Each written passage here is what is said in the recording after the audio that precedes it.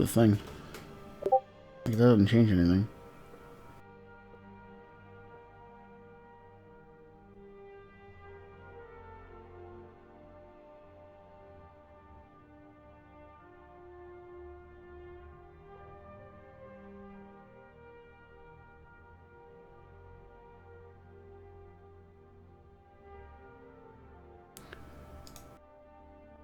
We are live, by the way. Oh. So. Oh, hey!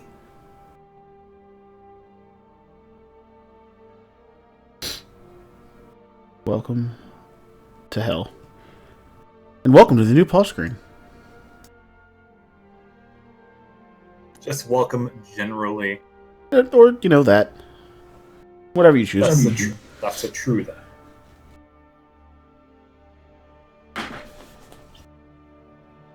Okay, for those of you who have not done so, if you have received a long rest last session, you are free to update your totems with your HP amount. That would be Briar, Salgus, Clara, and Tyrion, you're still at 1 HP. I know.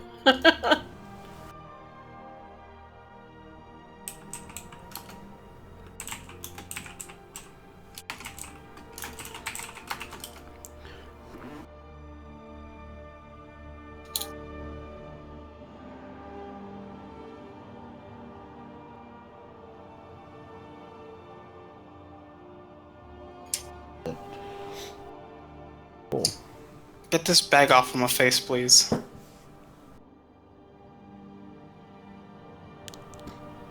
Don't put it back on my face. Put it back on his face. Well, where do you think he would throw it? I mean, that's why Furion is going to throw it back to his face. I didn't throw it in your face to Oh, no to one begin can with. see this. I Make better a ranged change it. attack, Tyrion. It's okay. This is the bag they're talking about. You can see it on stream now. Back to the pause screen. Just want to check. Bag.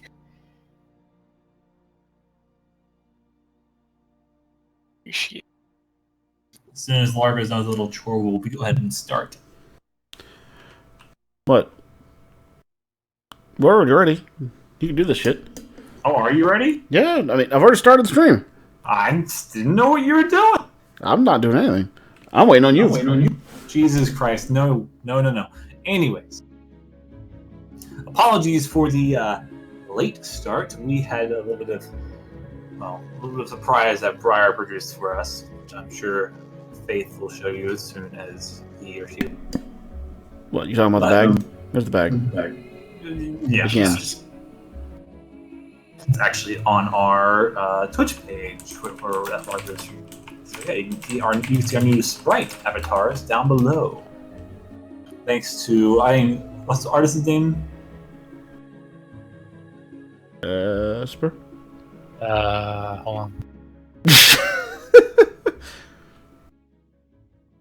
Their name is literally just J.E. J.E. Yeah. Thank you to J.E. for the fabulous sprite work done. It is most excellent. Yeah. Larga, you can put her Twitter handle somewhere on screen. If we do have any viewers, either now or the future, that they can go to her to request and commission cute sprite work. Like You gotta give me a second to actually add the text. I'll put it on screen. Good, thanks. You're welcome. It's just huge. Whoop. There we go.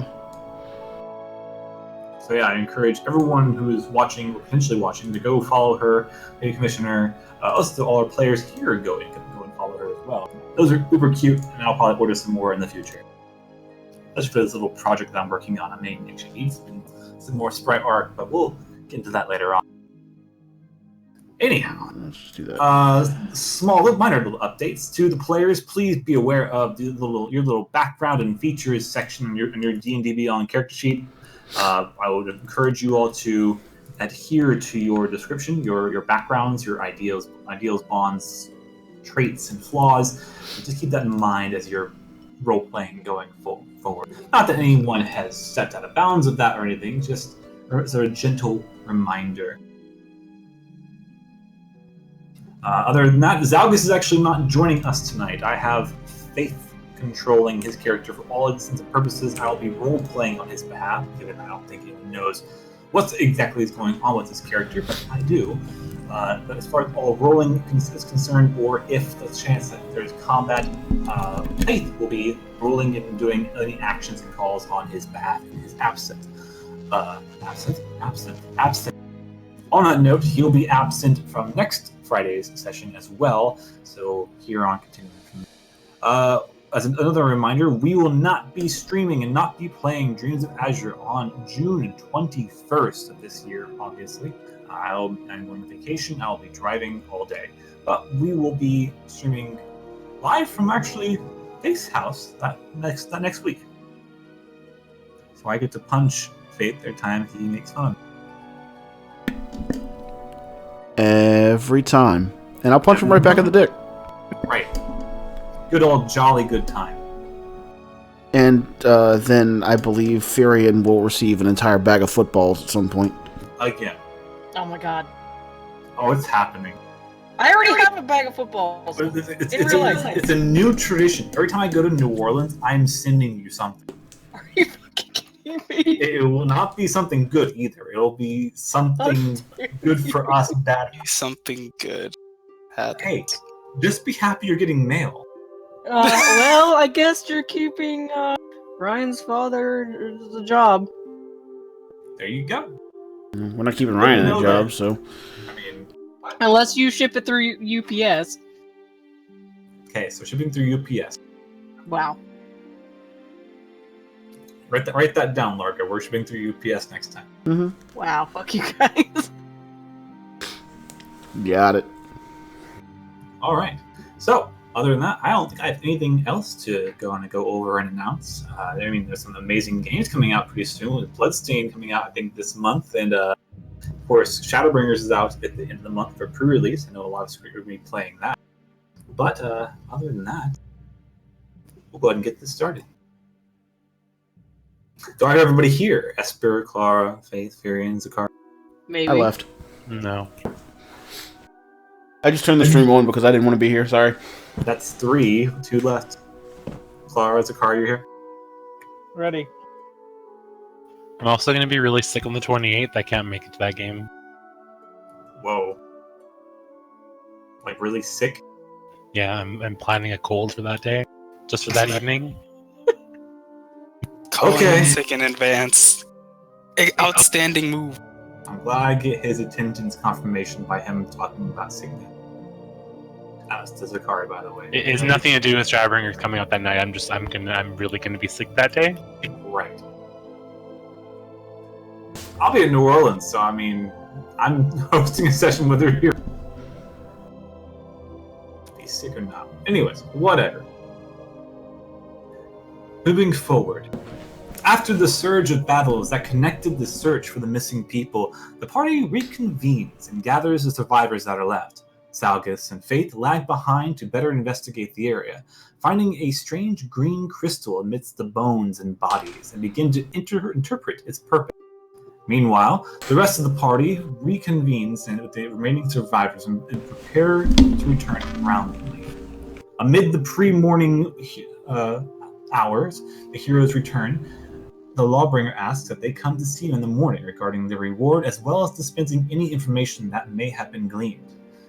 And as most of the group begins to unwind and relax for the next day, not all have the much-needed rest that they anticipated. As their destinies begin to intersect and mingle, so too do they writhe and harken back to old memories and feelings, and thus their stories are still yet unfurling before us, with a variety of our party members still getting glimpses into what their deities and patrons are capable of, and the essences and turmoils that they are twisting and manifesting within their own demeanors and personalities. We open back up. It is 12 p.m. on the 5th of Tarzak, and you all have, well, most of you have reconvened and joined together back at the Brown Bear Tavern. The place is now mostly empty. So you find it's just yourselves, maybe a miner or two, or a traveler off in the background, sitting down, having their an ale or two, maybe a meal. The bartenders behind the counter, preparing for the evening shift.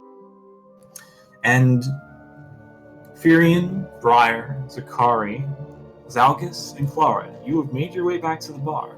Still no sign of Faith, at least not yet.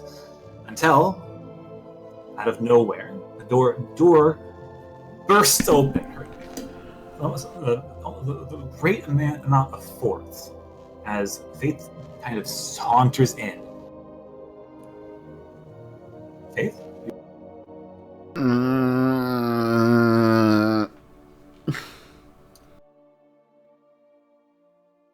She wanders through the bar, heading towards You the all do stairs. see this, by the way.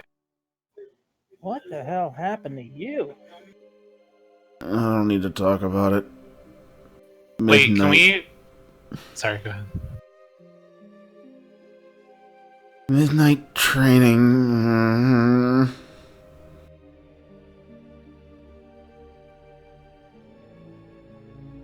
Can we establish the scene a little bit better than that? Because a lot of us, like, Briar left. Is she back? What time is it? I said it was 12 p.m. on the target this afternoon. So Maybe we're gonna have to fill some gaps then, because that doesn't If it's make still- sense for some If people. if it's still 12 p.m., Zachariah would not have left his room. I think some people will still be asleep at 12. Everyone's sleeping. I mean, we can rewind a bit. I just kind of thought that everyone would be up and about and at least getting back to doing lunch stuff, but that is perfectly fine. We can redact a few things. I apologize. Well, I mean, it doesn't matter to me. I'm curious because what time did we go to sleep? Well, the people that did sleep. I checked my notes, actually. You all went to sleep around 3:30. Briar, you woke up about 7 or 8-ish, and you spent about an hour, 30 minutes to an hour going back and forth to the general store to take care of your errand that we covered last session. Yeah, so she'd be done that at about like 9 the latest. Correct. Okay, so I mean, she had a couple things she wanted to do out and about before she came back. I mean, that's fine. We can just make it 12 if she comes back. I don't care. I Oh, wasn't that's sure if Furion also would have only slept 4 hours and done something. I know we have 3 elves in our party that don't sleep. Furion killed himself.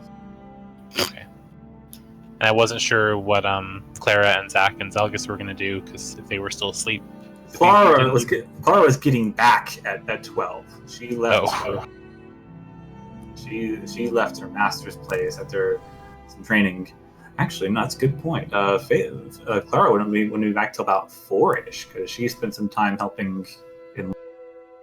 Sorry, I'm not trying to be disruptive. It felt No, weird no, for us no. to suddenly be together because we were. I was just trying to take the liberty and trying to move the plot along a bit further automatically. But no, that's perfectly fine. It actually makes more sense with Clara. So let's rewind a little bit. My apologies. Damn it. So, Briar, upon leaving the general store, what would be your first manner of business? Wait, I didn't want it to be me. Fuck. Sorry. I made a mistake. Don fucked up. The best mistakes. Go ahead, continue. After leaving the general store, you said it's like, what, 9 now? Yes, it would have been about 9:30. Because from my recollection, she got breakfast, she went there, spent some time with them, got her dress for the wedding, apparently, and got invited to the wedding and then left. And now she was going to go check on the alchemist and the alchemist's son that was coming back. Correct. Do you remember she extended an invitation to your companions as well? Yes, they said to bring my companions to the wedding. You said that. Unless that's Okay. not what you just asked. I'm not sure what you just meant. No. I'm just reminding you that they also asked Briar to invite your companions. Oh, sorry. I thought you asked me if you said that, and I was like, yeah, you invited. They told Briar to bring everybody. Correct. Okay, so you're heading to the alchemist place. That's not too far, right? It was pretty close last time. It's right across the way. It's not far away at all. She will go to the alchemist guild and see if the doors are guild shop and see if the door is unlocked. It's too early. The door is presently closed, but you do see an open sign in the window. Well, it's 9, right? Yes. Okay, that's not too early. Then should she just go inside? So as you open the door, a little bell rings at the very top. There's no greeting. You don't see anyone behind the bar upon looking. Everything looks to be in place, in order, but you don't see anyone around. She will walk up to the counter and then just call out, "Hello?" You kind of call out, and you hear some movement in the back, and you hear a squeak.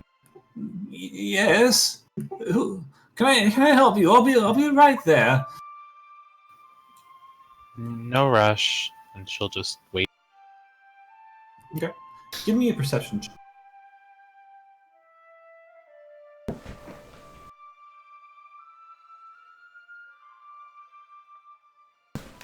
Okay.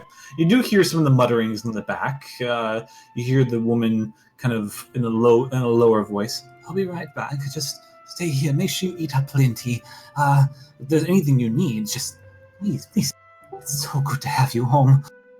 And you hear some footsteps as they begin to walk towards you. As through the back door, it opens with a creak, and the old woman, the alchemist you had spoken to the previous day, enters. As soon as she sees you, her eyes kind of widen. Oh my! It's you! Oh, it is you! Have a seat. One moment. She rushes back into the room. She just kind of makes noise before she leaves, but it's probably not that. You also notice there's no seat. She just stands there awkwardly. Okay.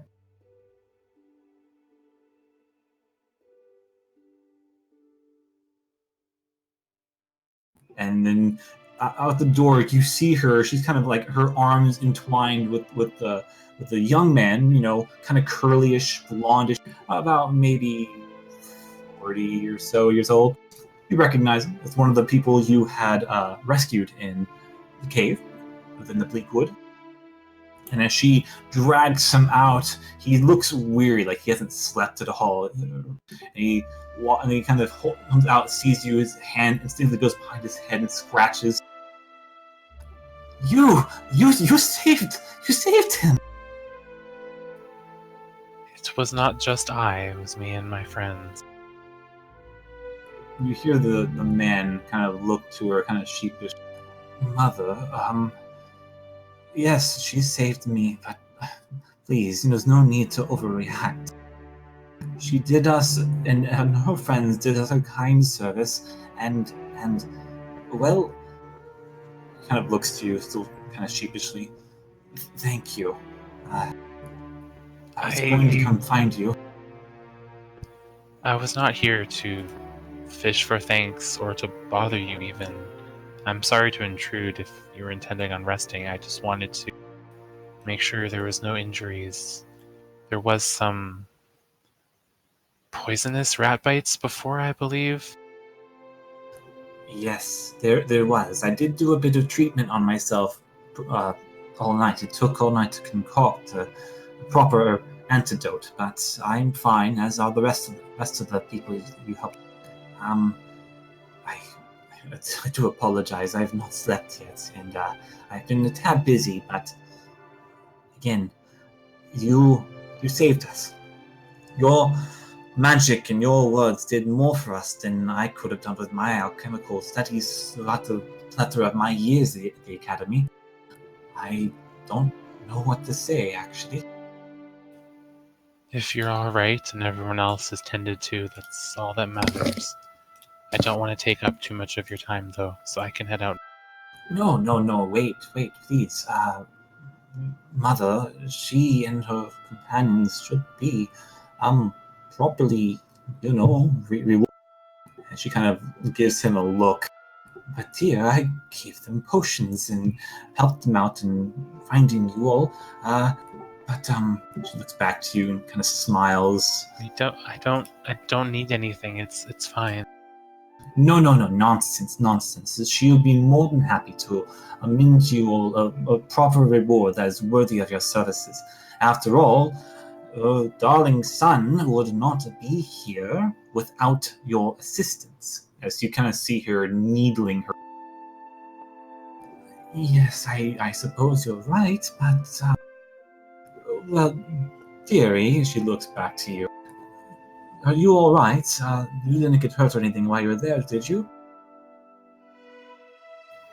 Me? No, I'm completely fine.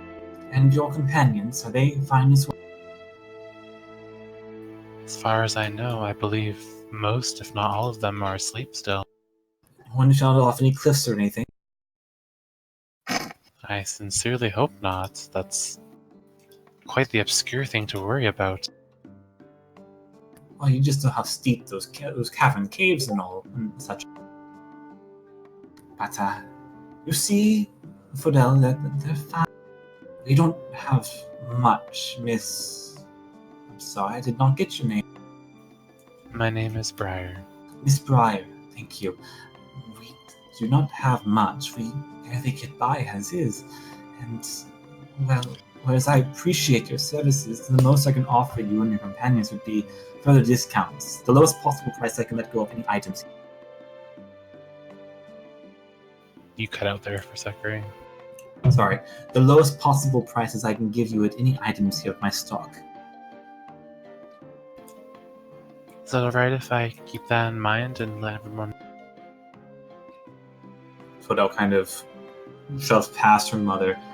Yes, of course. You are more than welcome to stop by here anytime you like, with your friends or alone. You will get the lowest possible price here at our little herbalist stand. You've done us, again, a great service. I cannot thank you enough. You're most welcome. I am going to head back to my inn now. I'm sorry for disrupting your... Think nothing of it. But I should get some sleep. So should all of you, for that matter. I'm sure it's far too early in the day, yet still to be wandering around after such an... I do not need much sleep, so I'm actually fully rested.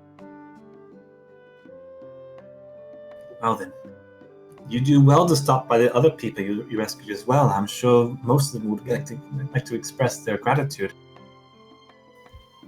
I had planned to, but as long as you said you made sure none of them are afflicted at all, then I don't want to bother them. Yes, I've done what I could.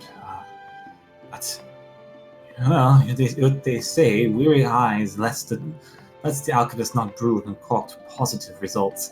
So I should get to sleep, actually. Yes, you surely need your rest. I'm glad to see you all right and reunited again. He smiles and he nods to you. Good day then, Miss Briar. Good day. And she will push outside. Can I roll an insight question mark to see if she trusts him for if everyone else is good, his abilities or something?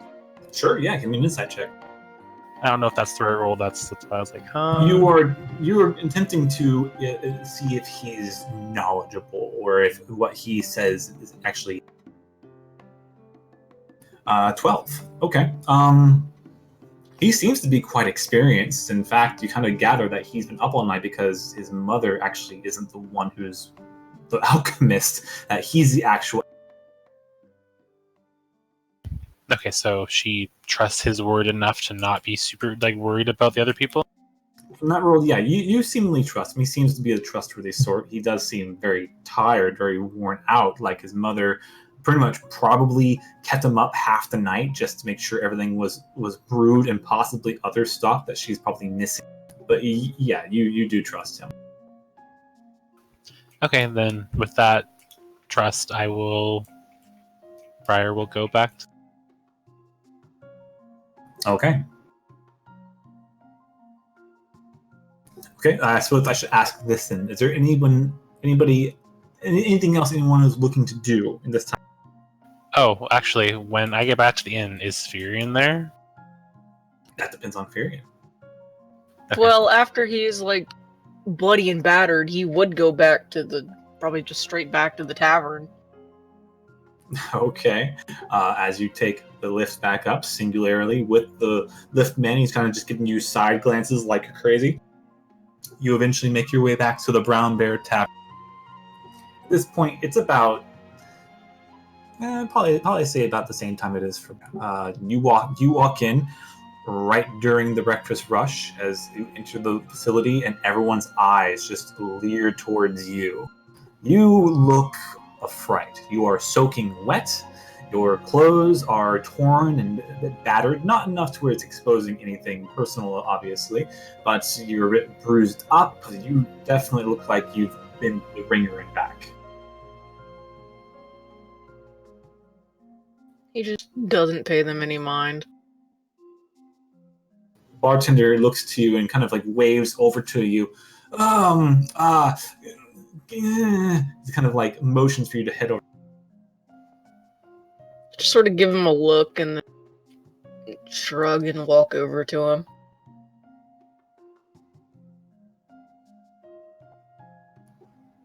Well, you look like you've it looks like you sank down to the bottom, hit a rock, and floated back up for the birds. Are you all right? You recognize that it's not the bartender whom you all have been seeing for a while. Farrell. Sorry, not Farrell. It was Jones. It's not Jones. It appears to be a younger one. He kind of gives you this wry look, kind of curious. I just give a small smirk and tilt to the head and just say, "Well, I think you just hit the nail on the head." You look like you need a drink. Sure, I'll take one. Right, something, pardon the pun, hard? That's fine.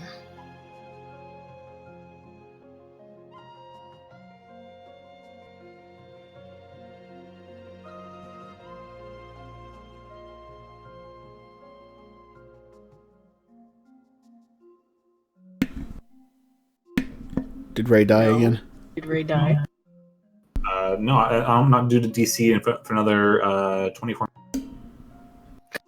I said he kind of takes a towel out from underneath the counter and like just delicately puts it on the stool next to you, and he just says, You still cut out after that. I'm gonna take off push to talk. Yeah, please. I thought we learned that already.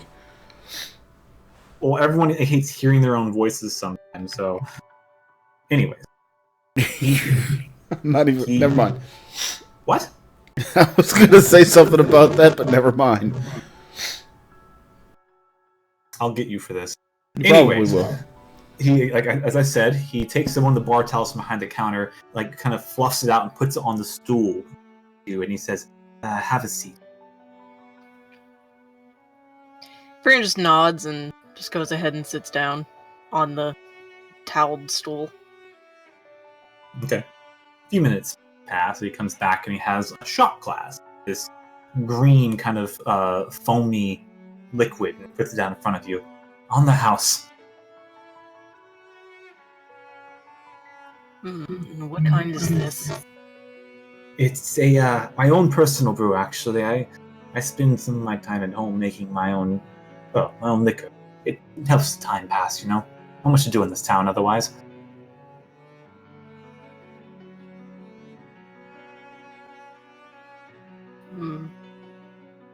Well, autumn's up, and he just takes the shot. Like liquid fire in your mouth. Much warmth fills you, which is actually good because you are very much damp, cold in some ways. It goes down not smooth, but kind of like it takes you a little bit. You swallow and it goes down and hits your esophagus hard, but it is effective. You definitely can tell this is some strong. Give me a Constitution save.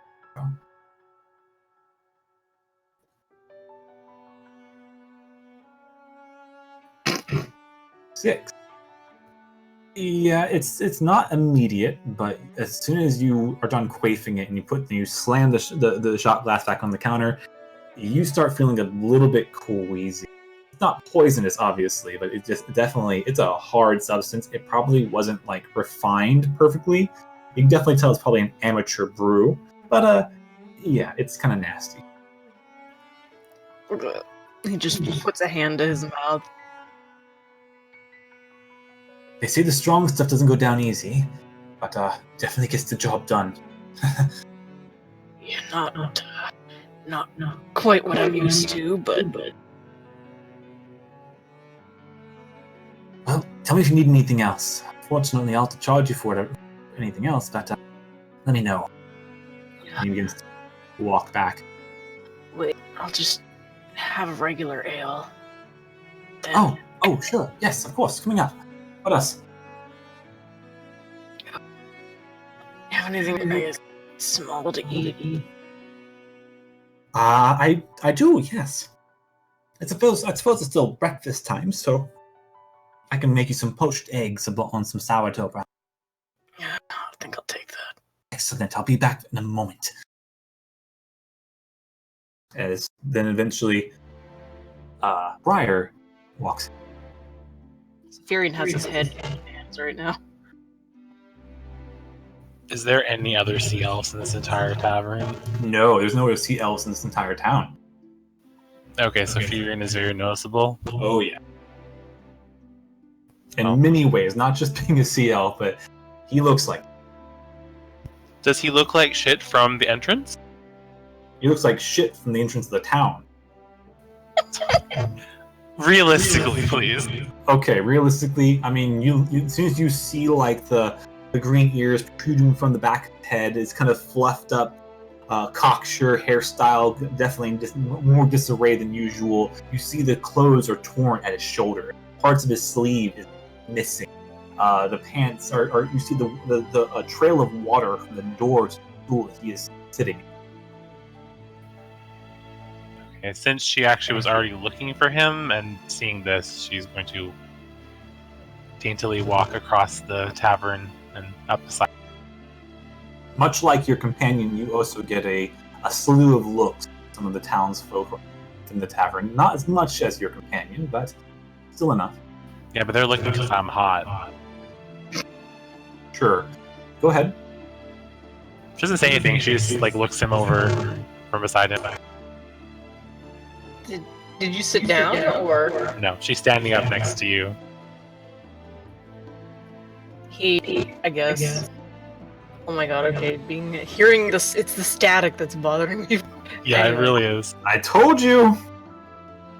I'm gonna turn it off at the moment. You just push the talk better. That. Anyway, feeling your presence come up next to him, he's gonna just sort of, with his head still partially in his hands, just turn to the side to look at you. He doesn't say anything, he's just sort of looking at you. What happened to you?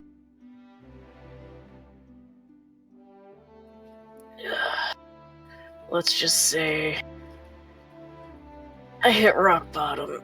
And he puts his head back into his hands, like face forward. Briar's going to put a hand on his shoulder and cast mending a few times, slowly repairing his clothes.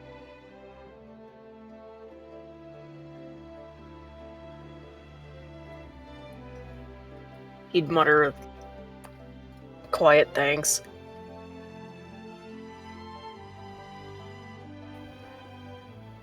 Ray's not saying anything, but I'm assuming this takes a few casts. You're casting mending? Yes, to fix his clothing. You'll be there a while. Well, then she's gonna do it. Okay. As she kind of sits down and kind of kneels down towards your clothing, just kind of puts a hand up to it, you begin to see the magical essence leave your fingertips and start to coil and begin to stitch up your clothing bit by bit as they begin to kind of come together. It takes a little while, probably going to take about maybe 5 minutes or so of pure casting, which you would realize prior. But eventually, your outfit does somewhat start to come back together. Not the pieces that are missing, but good enough. You didn't really have to do that, but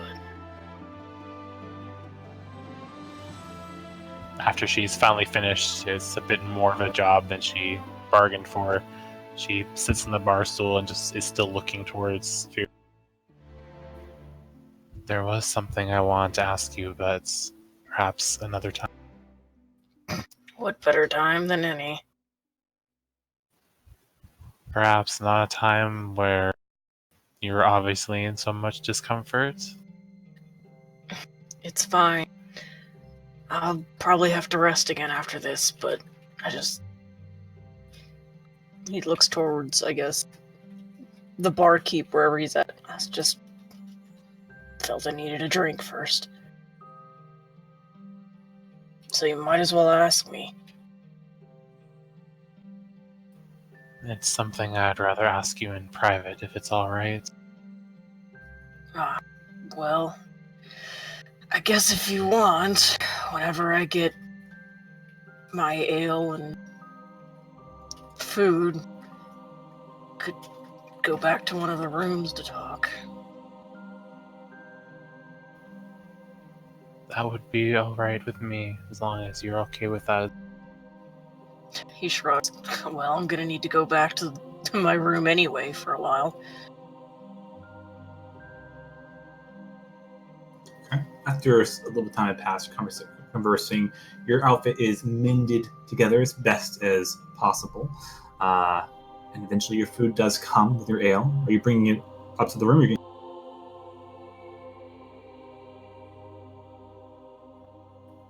Yeah, I'm bringing the food and ale up to the room.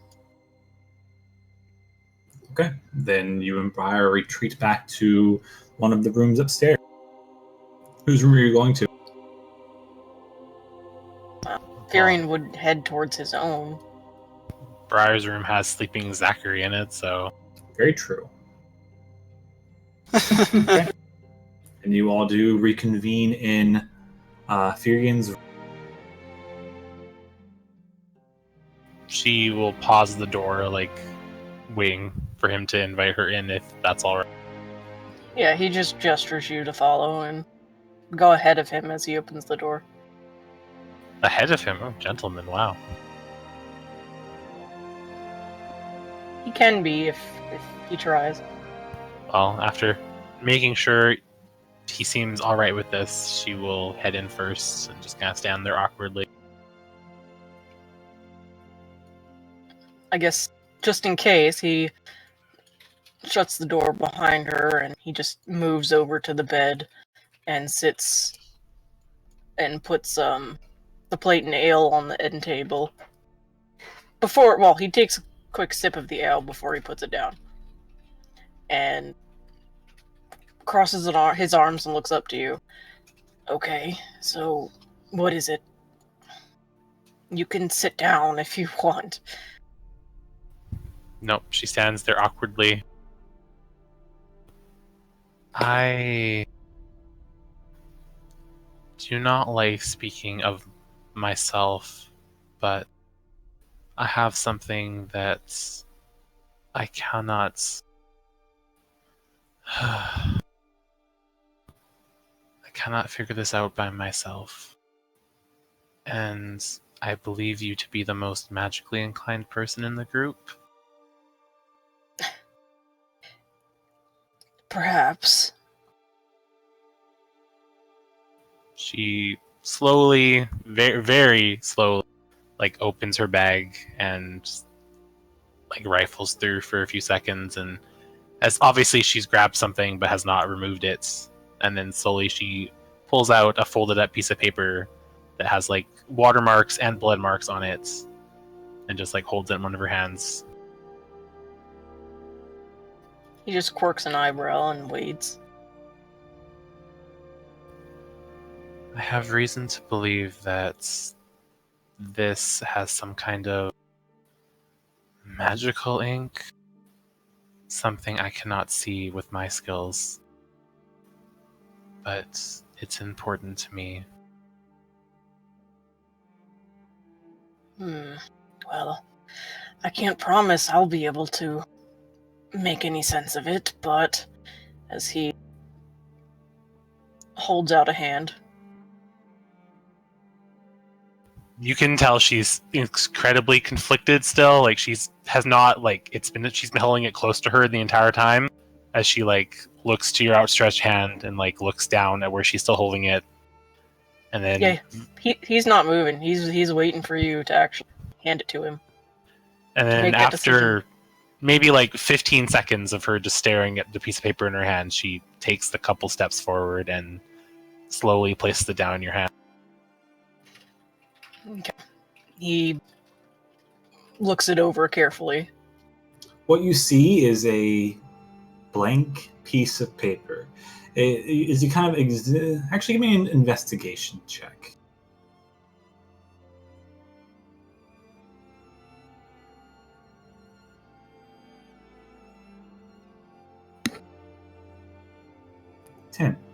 Okay. As you kind of like look it over, like, what is she talking about? There's no writing or anything on this. As you kind of like hold it up to the candlelight in the room, you kind of like put it just in the line of sight to where you can see a little bit of creasing on there.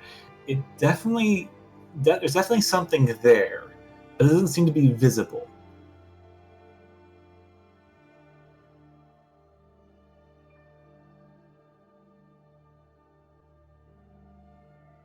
So I can't quite make it out.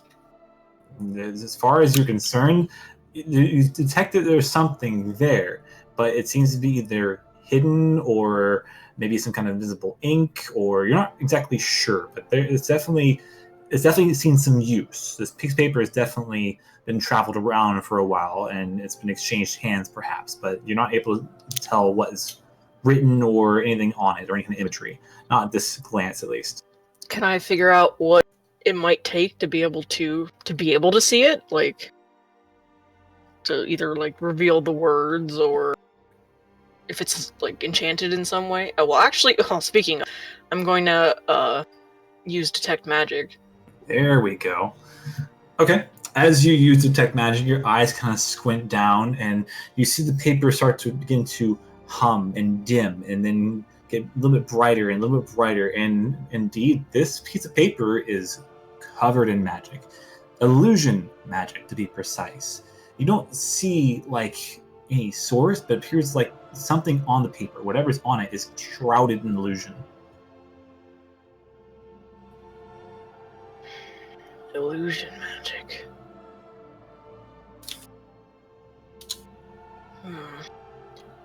Like you said, I don't see a source. It's like just all over the page. Does he say that out loud, the illusion magic? Yeah, he did. He kind of muttered it, but it should have been loud enough for you to hear. Because Briar is like watching you like a hawk with her completely stoic face, but there's many emotions underneath there. Illusion magic? You see something then? I can't make out what may actually be on the page, but I'm gonna like turn it over and look at it more closely. It's definitely illusion magic of some sort. Seems to be hiding whatever's on it.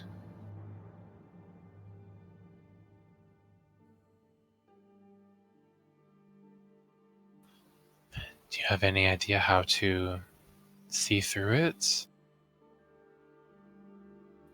Would I have any idea of how to either break the illusion magic, or any clues to where I could dispel it without a literal dispel spell? Well, you and your magic affinity, you would know that typically something shrouded in the magic, the best way to see through it is to dispel it. You don't have any personal knowledge onto how to dispel it yourself, but I mean, you know that there's probably somebody in town who could do it, maybe for a price. Well, I don't have the ability to dispel myself, but he lowers the paper and looks up to her then. You might need to find someone who can actually dispel the magic. I don't know if anyone in town could, or depending on whether you want to show this to somebody, you may have to wait until you find someone you trust to dispel it. But he hands the paper, or he holds the paper out for her to take.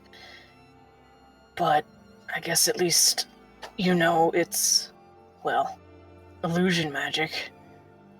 I'm sorry I can't dispel it myself. But there is something there. You're You're sure of that? Oh, it's definitely hiding something. I don't know if it'll be of importance, but there's magic all over that. I was worried that perhaps it was all just a ruse and I was really carrying around a blank piece of paper. Well, I can't promise that it's not blank under the illusion, but I would wager to guess that someone wouldn't cast an illusion spell on a piece of blank paper. My only other worry is that when I obtained it, it was said that it was written in magical ink, which seems to conflict slightly with an illusion spell being placed over top of it. You would know that magical ink is technically illusion magic because it's being written as an illusionary object. Like it's dispelling as it's being. So it'd be like you wrote like 1, 2, 3, 4, and then it's just blank, but Yes. like it's still underneath. Correct. Okay, so that's what she would have gotten from earlier, like previous sessions. From Because the way I took it from our session 0 was they said it was like written in magical ink where you can only see it under special circumstances. So until now, she and I were under the impression that like had to do something to see it. Yeah, you weren't sure exactly like what it means to dispel it. Like if it's like something you got to pour over it, but knowing now that it's illusion magic, that it's probably a quill that was written with illusion magic, making it go invisible. Okay, then as long as that's the case, I think what I said still is okay. Yes, sorry, I just wanted to clarify.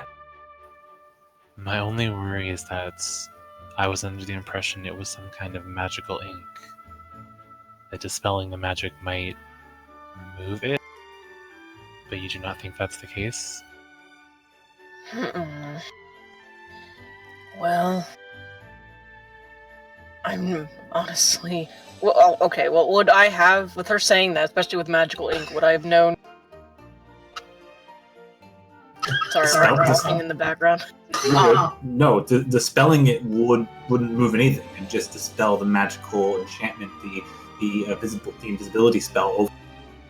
Okay, so it would take away the invisibility portion of the enchanted ink, but the ink Correct. itself would still remain. Yes. Okay, well then he would, I guess, basically say that there shouldn't be any worry there. The ink should be on the page. It's just the magic that's hiding it. Alright, so the goal is to remove the illusion magic. The only other... Well, I would imagine might have asked your companion, Zach, or Zakari, he would call him by his full name. But, I mean, he seems somewhat magically inclined, in a similar fashion to my own. His magic has always seemed more offensive than supportive or analytical. Do you think you have the abilities to dispel the magic? Unfortunately, not at this point.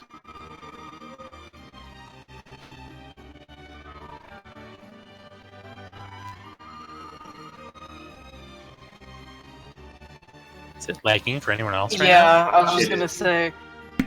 Yeah, it is. It's a server. Oh my god, outbound packet loss rate's at 40% right now for me. Okay, it went down, but yeah, voice connection went to shit. Yeah, it did for me too.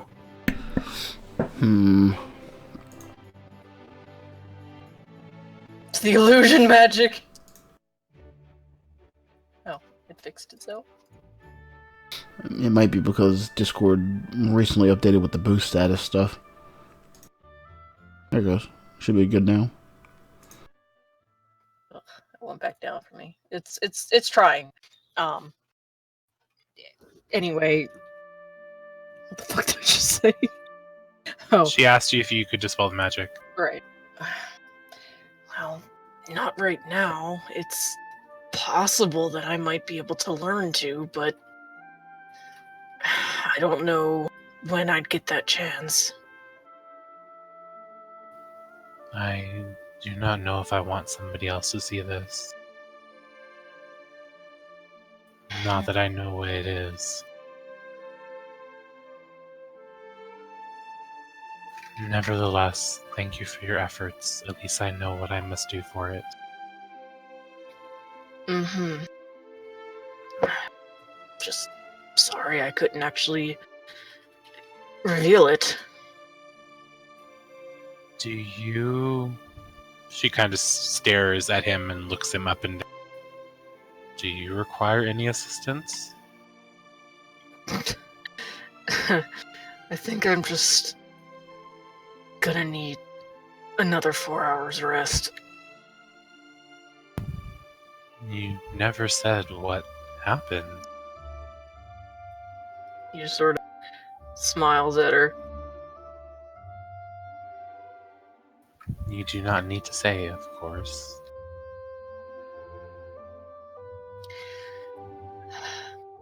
I just took a spill, that's all. Try to avoid taking such spills in the future. If I can. He grabs his ale again and takes a sip. I will leave you to your rest, but thank you, she says with more sincerity than you've probably heard her say anything. Well, as as someone else who does not discuss themselves very much, I can say I understand. As he's looking away from her, saying this. I had hoped you might. She's inching towards the door now. This is too much for her. He stands, actually, and just walks over to the door and opens it. Wow, she's being kicked out. No. She can't even leave by herself. Completely took that the wrong way. I won't keep you anymore. He can tell she's uncomfortable. Yeah, she is. So, I suppose if you need anything else, wait for about 4 hours. I'll try to make sure nobody else wakes you up before then either. I guess if anyone wonders where I am, you can let them know. I doubt anyone will actually need me, but... I did, she says as she walks out the door. No. He doesn't say anything more, and he waits until you actually walk away before he shuts the door. She pauses like outside the door and just like kind of looks back. Can I roll a medicine check to see if he's okay? Yeah, roll a 2 or higher. I rolled a 19. He looks like shit. But like, does he look like shit that a long sleep and some rest will fix, or no? I mean, he definitely looks like he needs some rest. I mean, he's definitely bleeding out of places you didn't think blood could come out of. But it's not like he's like bleeding blood and like trailing it everywhere. But he definitely looks bruised up, beaten, and like broken almost. Does he look like she is worried to leave him alone, or can he take care of himself? Looks like he can take care of himself. Okay, then she's not going to intervene. Well, She just... I was gonna say, once you turn around, he was just gonna give a little wave. Just staring for a moment, awkwardly again. She just nods and then takes a few steps down the hall, going to her room and Zach's room. Okay, so then, yeah, once you're, like, out of sight of the doorway, and he's sure that you're actually walking away, then he'll shut the door. Okay, you're taking a long rest, Fury. Yeah. All right.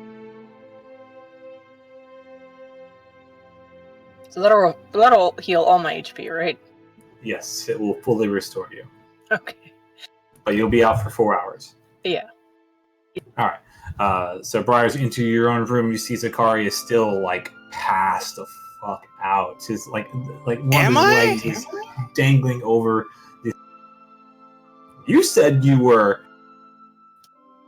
Well, I mean, when he went, but I mean, if it's like what, it's 12 now, right? Or just getting that. Yeah, it's about 10:30. Hmm. I don't think it's been long enough for you to have a full long rest. Oh yeah. Yeah. Then yeah, no, I'm still asleep. Yeah, so it's like his legs dangling over the side. He doesn't sleep like a barbarian. Given the night you had, you are. What? You just gonna go rest, I guess, Brian? Or what are you doing? She's gonna check on him, but then seeing him totally asleep, she doesn't want to be in there like while he's sleeping, so she's just gonna go outside and like walk around town. Okay. Well, let's move on. Let's see. Was there anything else anyone was wanting to do before we fast forward this a bit? Yes, if it's possible. Sure. I don't think it is though. Well, I got that item from the dead villager. I was gonna try to find the guard, but I guess that could be done when we go to collect the bounty. It could be done now or then. It's up to you. I'll just knock it out now. Sure. Give me a perception check.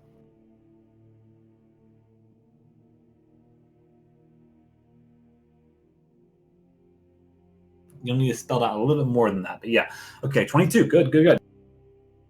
As you come back from your training, it's about 4 p.m. when you're doing this. By the way, as you spent a good portion of time of your morning and afternoon at Zangief's house in the Bleakwood Bay.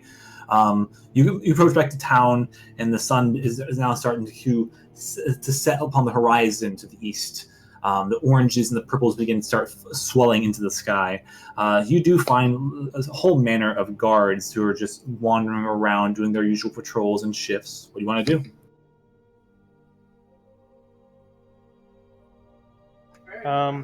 I'd go up to the nearest one, and she kind of approaches, not to startle, and I was like, "Excuse me, sir. I'm looking for a guard who might be related to a woman, and this is the last I remember her name, by the way. Mara? Can't remember the woman's name. I think it was Mara." Guard kind of looks to you, kind of angles his eyes downwards as you are just a kid. He kind of blinks. His eyes kind of give you the idea that he's not quite sure what you're talking about, but he's looks like he's going to humor you nonetheless. Whoa, what are you looking for? Something happened. Well, sir, they're the couple of villagers who were gone missing in the forest. One of those villagers was a middle-aged woman named Mara, perhaps related to one of the guards here. Do you know anything about this?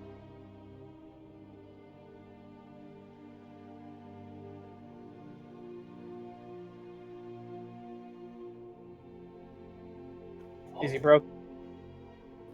You may get more information down at the guard barracks. They may know who you're talking. All right. Thanks then. And she heads to the guard barracks. Okay, simple enough. You've been there, or at least you've been around there previously. So you make your way there, about a 2-minute walk. You're now at the barracks. You do see outside 2 guards hauling up this heavy sack into a wagon of sorts. It kind of makes this like a sound. It looks to be about the same size of what you brought in early this morning. Ugh, it's actually worse in the daylight. Excuse me, sirs, can I borrow you for a second? I'm looking for someone.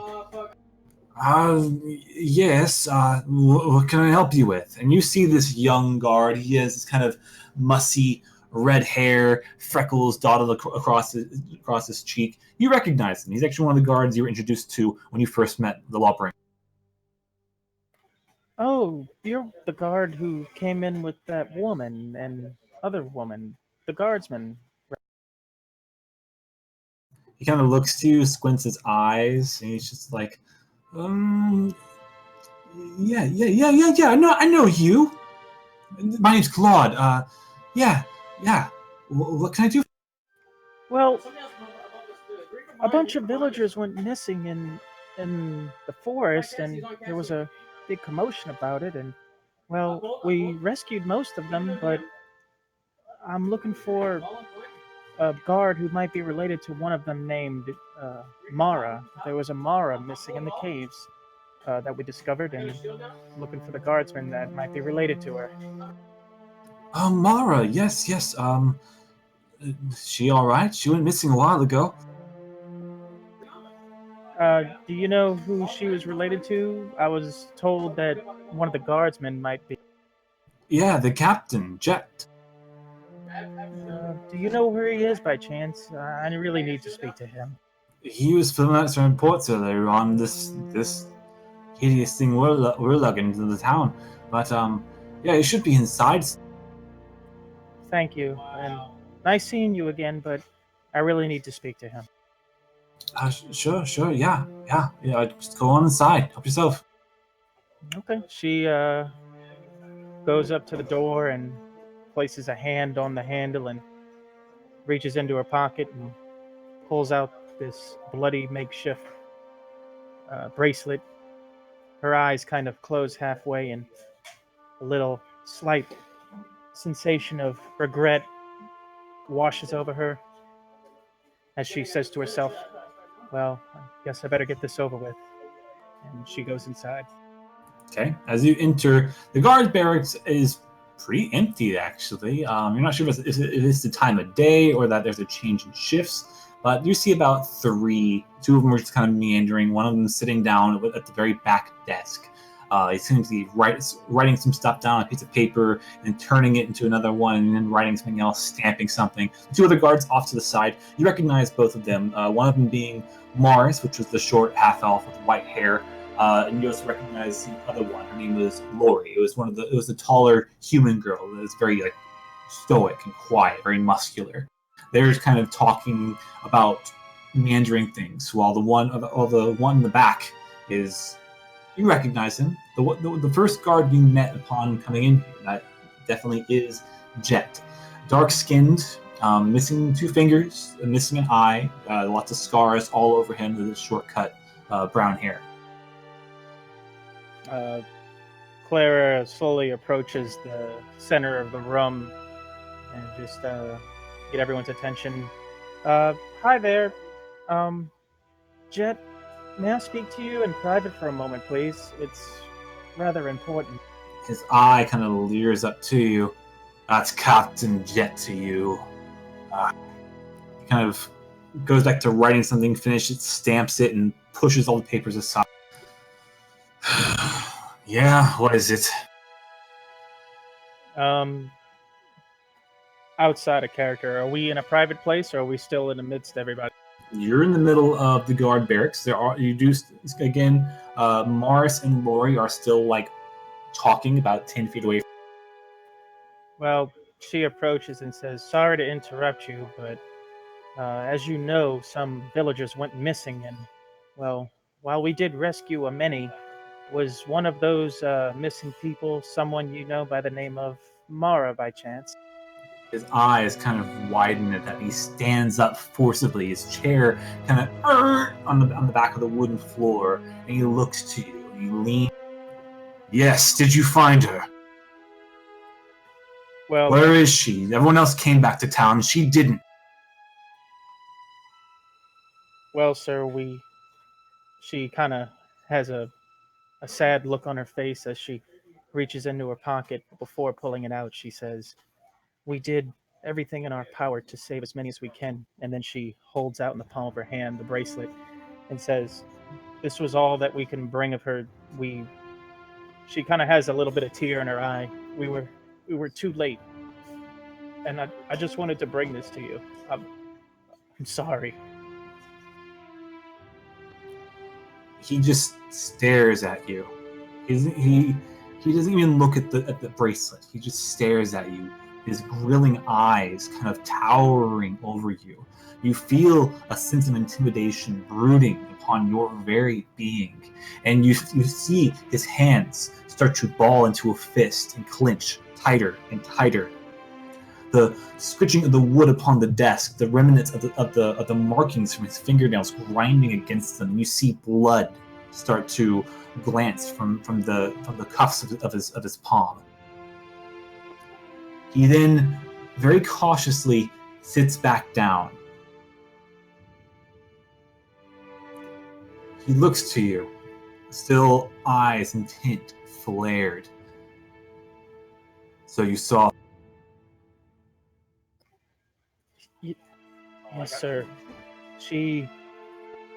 Those monstrous creatures had her in a satchel, and when we untied the satchel and let her out along with some of the others, I'm sorry, she was already gone. He's staring at you, or rather, through you. You don't feel his eyes connecting with yours. It's just as though he's seeing her behind you, but he's just staring off through your entire being. It's melancholy, but at the same time, still relatively intimidating. Everyone that was in that cave was important to someone, and while the danger was significant, and while we were able to save as many as we could, anyone who didn't make it deserves to be remembered. And I thought it was my responsibility to make sure that you got something to remember her What by. do you know of death? Someone in your age. Just a little girl. You speak to me as though I don't know how to honor my own kin. Leave it on the table. She sets it on the table. Bloody smears still on her hand.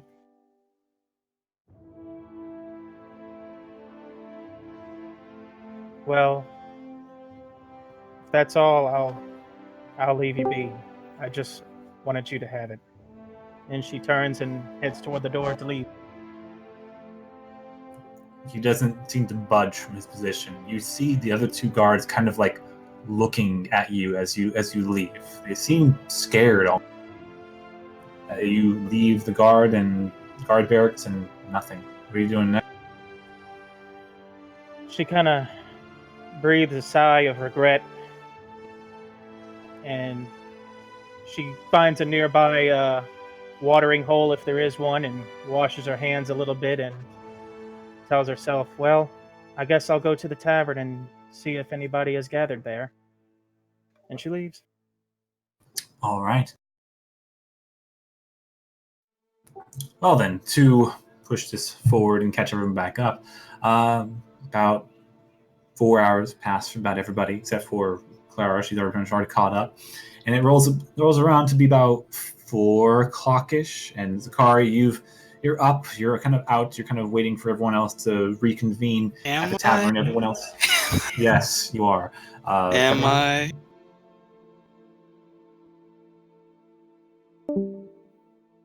Everyone else is up and available and downstairs and inside the tavern. And now, picking up where we were initially at the beginning of this session, eventually Faith comes strolling on in. At 4 in the afternoon. Mm-hmm. Okay, well, Faith will saunter in, dragging the fucking giant crystal behind her, just groaning from the rough, I'd say night, but guess it wasn't, even though it was. Technically early morning into the afternoon. Yeah.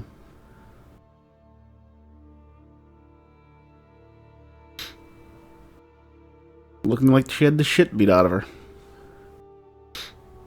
And then some.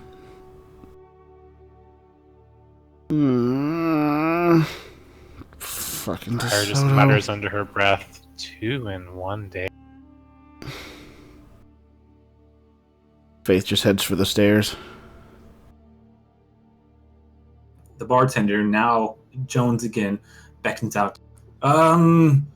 Miss, are you alright? Do you need something to eat or drink or something?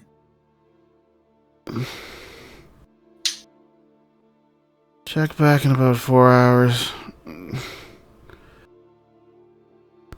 We had some guards nearby that came in a little while ago asking about you. Oh, great. What Something about an now? appointment? Oh, right. Fuck. God damn it.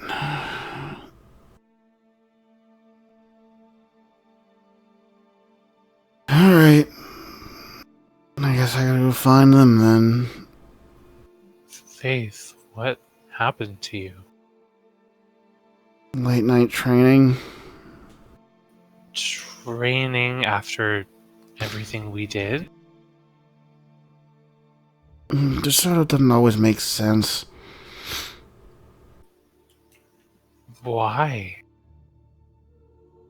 It's just part of who he is. Could you not have said no? Salgus kind of looks to you. Hey, does he look the type that says no?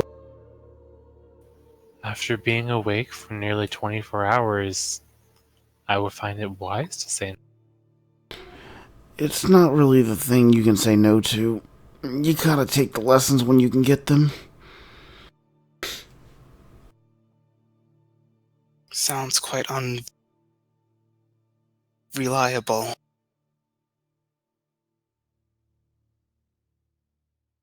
But as long as you're here now, best to recharge yourself. Well, not if we have to go see the guards. Wouldn't want Jack to run away with the fucking prize pool for everything again. He does that. Should you not prioritize resting? Normally, I would agree to that.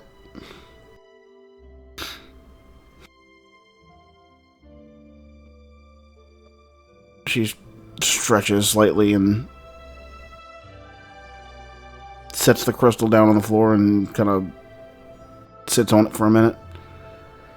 Sits on the crystal? Yeah.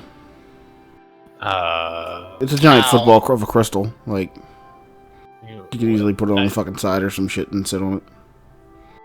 It's about that time that you notice that the crystal you've been dragging on the floor is like tearing up the wooden like tile, leaving a very long, thin mark from where you entered in to where you're at. I don't think I care.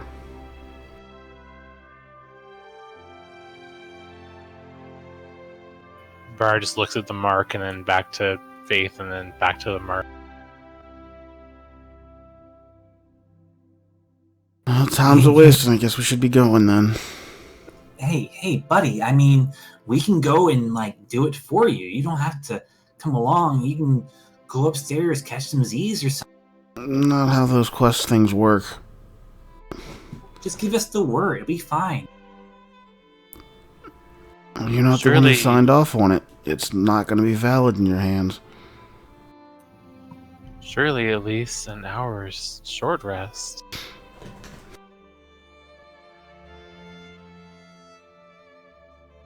Yeah, I mean, we're not going anywhere. Why don't you, like, conk out for a little bit at least? Now, don't you sound all worried all of a sudden.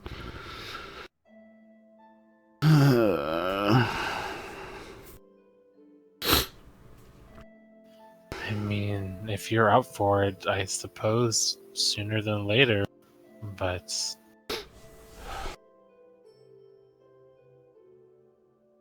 A disciplined mind is good for a disciplined body, and I don't even know. Old sayings only go so far.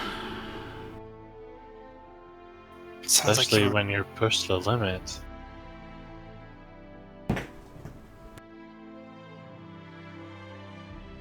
Faith gets up, kind of dusts herself off, kind of.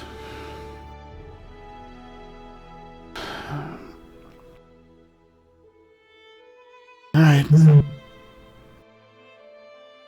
So what are y'all doing? Do you want to go now then, Faith? You probably should, just because if we get it over with, then I can go ahead and crash afterwards.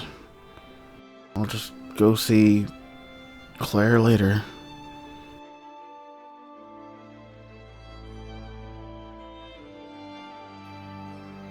Briar looks around everyone else. How long has it been? Is Furion still out cold? No, you're you're at the table. Oh, okay. I missed that part, I guess. Yeah, no, you're back to your normal chipper haha self. Yeah, it's been Wow. 4 hours. Okay, that's what I thought. Because he said it was like 4 p.m. I'm like, that. Okay, sorry. Come now, let's get a move on. Faith needs her sleep, so let's be quick. I was gonna say, when Furion had got up, he had actually... We actually have all of our level up powers now, because of Yes. previous. Okay, so he would have taken off the leather armor and used the mage armor. Okay. I mean, you're gonna keep that mage armor permanently? Yeah. Okay, just I mean, since it is a free spell for you, I mean, it is very likely, very possible you can keep it up permanently. But I'm still gonna have to enforce you to always let me know when you reach. Okay. Well, I mean, just have to try to keep track of when 8 hours go by. Yeah, and 8 hours can go by pretty quickly in this campaign for the most part. So just let me know, like, just say or just message me, like, I have mage armor. Okay. Do I?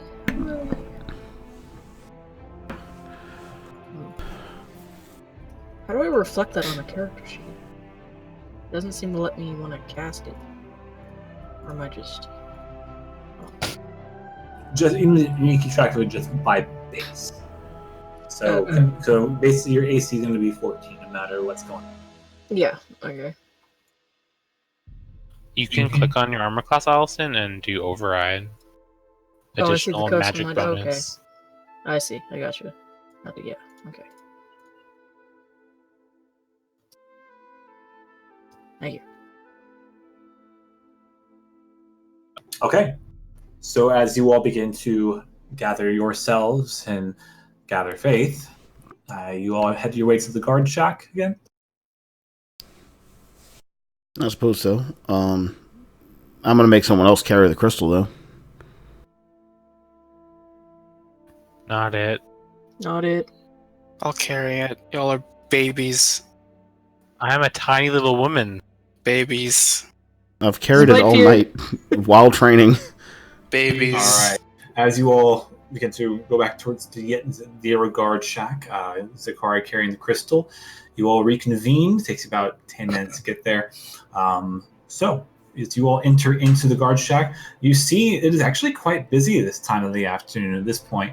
You see about maybe 5 or 6 guards kind of exchanging arms and paperwork. You don't see any sign of Jet anywhere, but you do see the Lawbringer out the same desk, the one that Clara, you saw Jet was on previously. That's where the Lawbringer is now. He's going over paperwork as well, reading over a few things.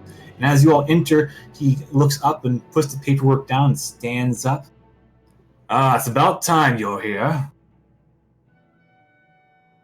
Yeah, it's about time you're here too.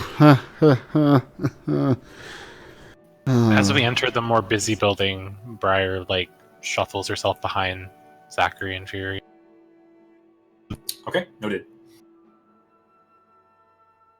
Well, I said afternoon. I did not think you will wait this long to receive a reward, but nonetheless, here you. I must say, and I do not say this very often, but you all have done us very, very well. I've had nothing but good things heard about all of you recently regarding the town, and we've even had some of the survivors come in and check to see if you all stopped by or not, so they can give their regards or thank yous or other rewards. Oh, isn't that nice of them? Sorry, I'm kind of out of it right now.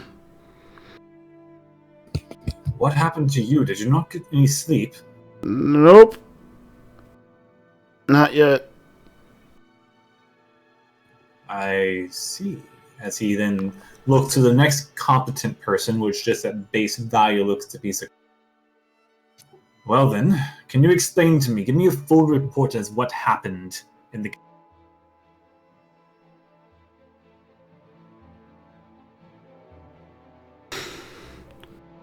This is to Zakari. Oh, that was to me.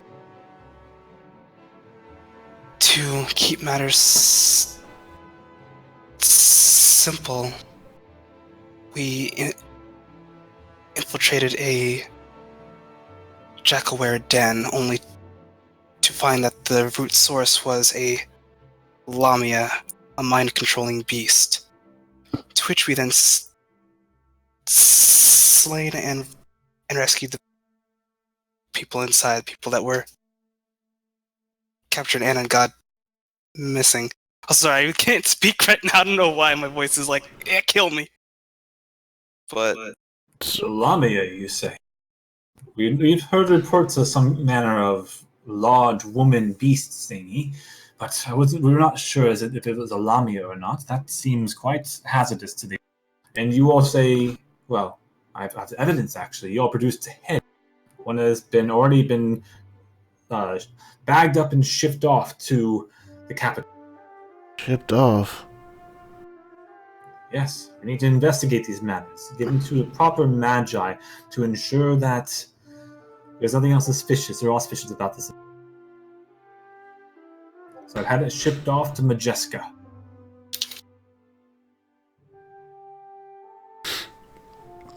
Well, isn't that wonderful? But As well as the report, I've mentioned all of you very positive. And I should also mention that the investigation on you has been cut short. We are not investigating you any further, so congratulations on your innocence. it's much appreciated.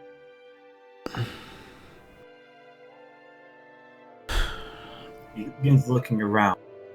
He then kind of beckons to one of the other guards in the back. Where is Captain? And you see the guard off the side kind of shrug. That man. He's ever around when I need him. Good lad, but... Anyhow. he's always around to bother me too, so... I guess if we hang out here long enough, he'll pop back the fuck up.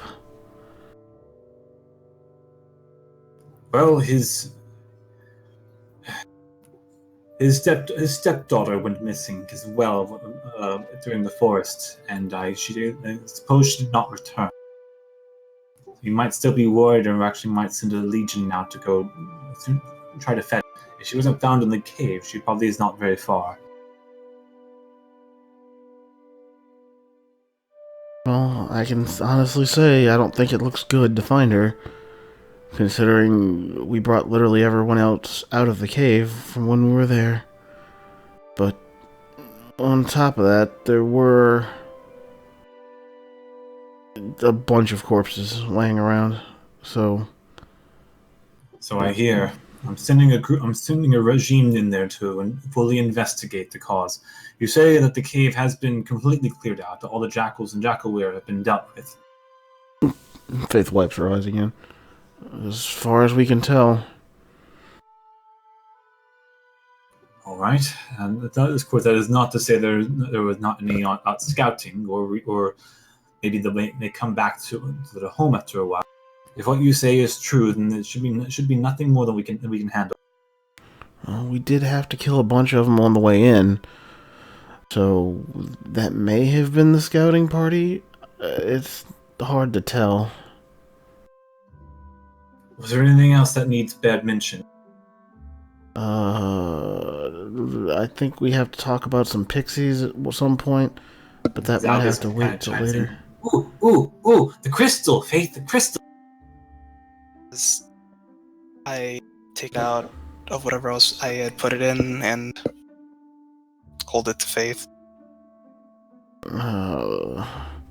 What manner of She takes artifact the- is this? I think we came across a projection crystal of some kind. It's about communication. I'm not sure if it has anything else on it. Obviously, I'm not a magical person.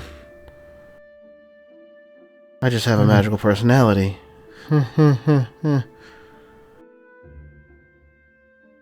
Disregarding your attempts at being funny, where did you find this thing? Around where we got the Lamia. A little further deeper in the cave.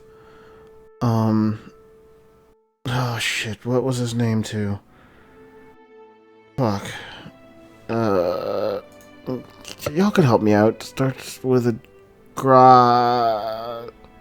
As Alex interrupts, Grast!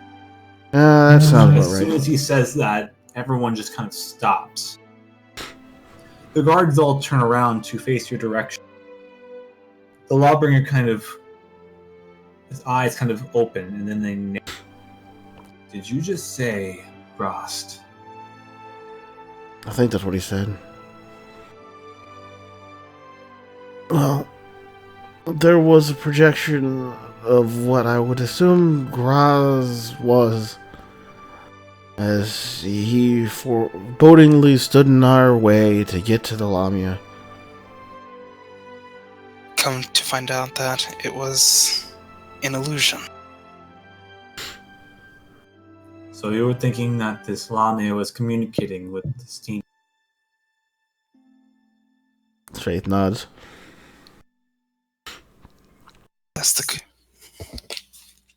That's the theory right now, but What did this demon look like? Faith looks side to side. I guess hot wouldn't be a good way to put it, huh? Excuse me? I mean, chiseled body kind of thing, and fucking what, like 15 feet tall or some shit? I would ask you, miss, to leave your hormones at the door when explaining... Look, I'm not trying to explain it that way. Can't call correct. Had extra extremities on his... You were breaking up all over the place. Yeah. I don't know why. Try that again, please. If I recall correctly, he had more extremities on his hands and feet. Extra finger or two. Other than what Faith said, besides the, you know.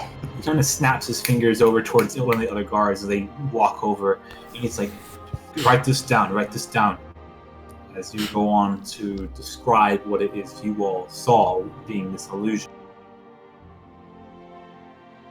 If it truly is, what, as you say, and the Lamia is communicating with Cross, that means there must be something of interest for him. I think you may have met her yesterday, but Miss Claire of the Church of Selune, she seems to believe that this Grost may have a factor in the burning down of these temples recently. I tried to go see her last night, but apparently she was busy, and I was stopped midway to there, so that's why I have no sleep. She's been helping to rebuild it. But that is not important. What is important is that you all saw a manner of a demon, took care of a Lamia, took out several Jackaware and Jackal, and come back with many townsfolk left. Is there anything else you wish to report? Does Anything at all? anybody else want to report on the ferries too? I will report on the fairy's behalf myself. There's a group of fairies that are trying to defend the forest. And we wanted to try to see if you could communicate some kind of trade offering. with them. Sorry, I'm not awake enough for this. Say it again, Ray. Very well. Fairies, trade. Oh, is this part of the scheme with Grass?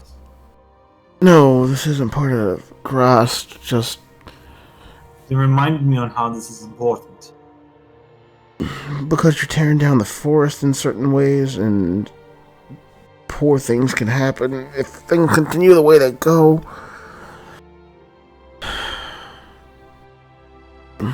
Look, it's... If we could section off a part of the forests as almost a no-go zone, or... How do I put it? You were expecting me to tell tourists not to go into a certain part of the forest? No, I'm just expecting us as a townscape to be able to not destroy a certain part of the forest. As in, don't use it for lodging and don't use it for resources. I would trust then that you could escort one of my guards to this area so we can at least then mark it, and then we'll discuss matters on what we'll do with it. So, Yeah, just... I can't do that right now. That is fine, that is fine. Is there anything more on Grost and this Jackalware and the Lamia? I believe we've reported all there is. Now, Alright. did we... You see the crystal already, right? Because that's part of this. It is hard to miss. Well, as I said, I think it's part of communications and what they used to talk to him. Or maybe it's what projected him. I don't know. We do not have any magi in the town to help identify it or what purpose it may serve, and the clerics are far too busy rebuilding the temple to even take a look at it. I do have a mercenary here that may have interest in it, a man by the name of Azure, but I'm not sure if he can muster the time or the the sanity. However, I will send it to Majeska along with behind the head, and perhaps maybe the Magi can discover something from it there. Before you send it off, could we actually let Claire take a look at it first? Do with it as you will. It is an artifact that you recover. I would just feel more comfortable having an immediate check before we send it off for something more powerful in case it's something worse. Because if it does something else in transit, it could cause other problems, I guess. Do what you will. Return here if you wish for it to send it to Majeska. Will do. Now then, how many ears did you collect? Who was actually collecting the ears? None of us did. What Oh. ears? I thought about it, like, out of character, but... I know we collected some in the original set. Oh, yeah. the Somebody very cut first some off set. then, but we didn't really cut anything off in the cave because we weren't thinking about it. Because we had an extra week break, I believe. I'd thought about it, but I wouldn't have thought Tyrion would have cared to think about it. Y'all gotta check your quest logs. Briar was not touching ears. Zalgus didn't get it. I know that for a fact. I know Faith wasn't. We all all didn't take neglected it. Faith wasn't because she was too busy trying to scout ahead of everybody and beat the crap out of everything. Okay, so how many ears did you collect? Did anyone write that down? Anybody even I think actually? we only got like 3 or 4. I think wasn't on August's sheet. It's not on a sheet. He's going to put it on his sheet. I'm gonna look through his personal stuff real quick. Isn't that wouldn't that have been a custom item that you put in the manual? No, I had people put in their notes if they collected any, and there's nothing on Zalgus's. I remember somebody took some fucking in the first session we went out. And you at that point told them to write it down somewhere. Well, unless someone didn't write it down, then there's no evidence. I I'm almost positive no one wrote it down or even considered it, especially after that week hiatus.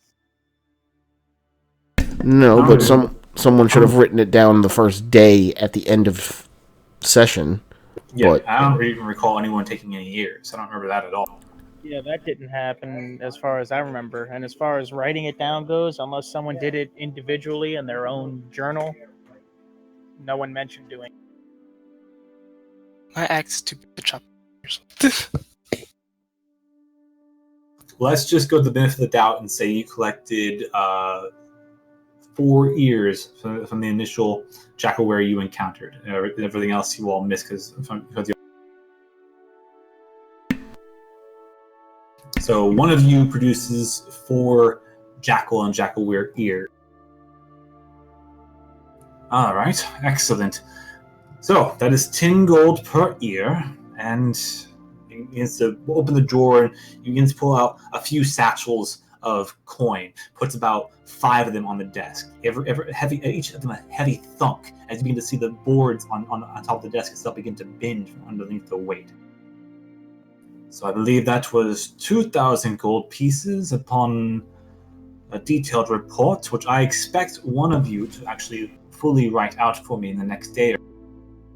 And I believe another 2,000 gold upon extinguishing, which you all did provide that with the proof of the Lami. So, with 4 ears and the report and the quest completion, that brings your total to 4,040 gold. Faith lets out a low whistle. I'm not going to do it into the mic, but she does. And it then kind of bends over and begins to hoist something up. It looks to be a large, knapsack. It then kind of, with 2 hands, plops up. Seems to be several larger objects in this. This has been collected by the townsfolk in which you've rescued, either by their families or by them personally. These are manner of effects that they wish to bestow upon you as thank you for assisting them.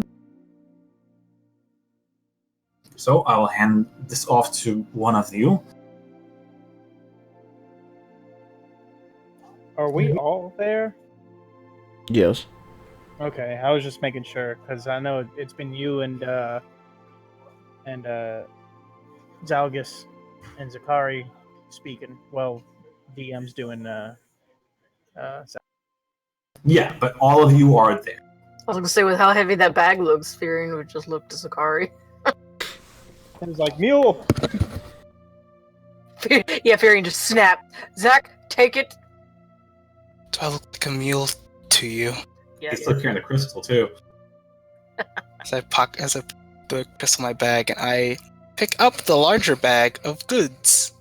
Okay, it's about 13 pounds. I hoist it over my shoulder. Okay. Lightweight. Santa. Where's my beard? No beard, you're not allowed. You can't grow a beard. Here's your gold. Here's your objects. I'll take the ears. We already took the head. Come back with the crystal when we want us to send it to Majeska. Of course, the investigation on you all has ceased. You are free to leave the town or go to where you. However, if you are looking for more work, we always have stuff to do here within the Bleak. But the town is very thankful for your services. I am very thankful for your services, and I'm sure the people would like to personally thank you if you wish to go and mingle. But as it pains me to say it, I do have much work to be done, especially regarding this new information. If one of you could return tomorrow after some rest to fill out a proper filed report, then I believe we are finished here. Woo! Time to divvy up the goods. Is there anything else I can do for any of you? I don't think so. I'll have to discuss and bring the guy back for the ferries later and come back and fill out the other paperwork, I guess. Because Am I right there? Or am I forgetting something else? No, I think that's about it, actually. We should probably get you back to the inn to get some sleep. Yep. That sounds like a good plan.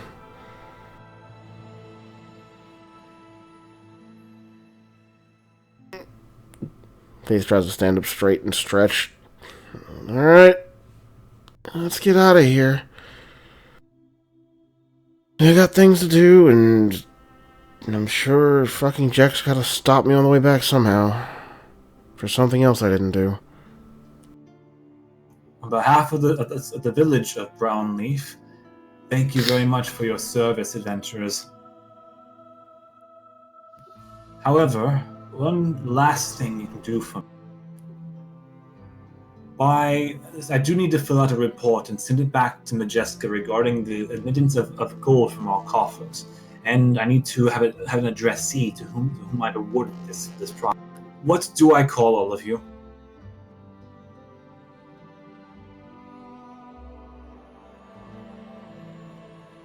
Call all of us? Like a group or something. Most mercenary gangs have a title of sorts. Oh man, here's like a 2-hour debate. You cannot change this. Why would you do name this? after entering. Oh god, I'm gonna ruin this. Wow, he planned this so you'd have to DC in 2 minutes. Yeah, no wonder. It's like, okay, guys, 10-minute break. Oh no, Saturday. I legitimately am going to DC in 2 minutes. For like 5 to 10 seconds. Just letting you know. I feel like I should just... This is gonna be fucking terrible.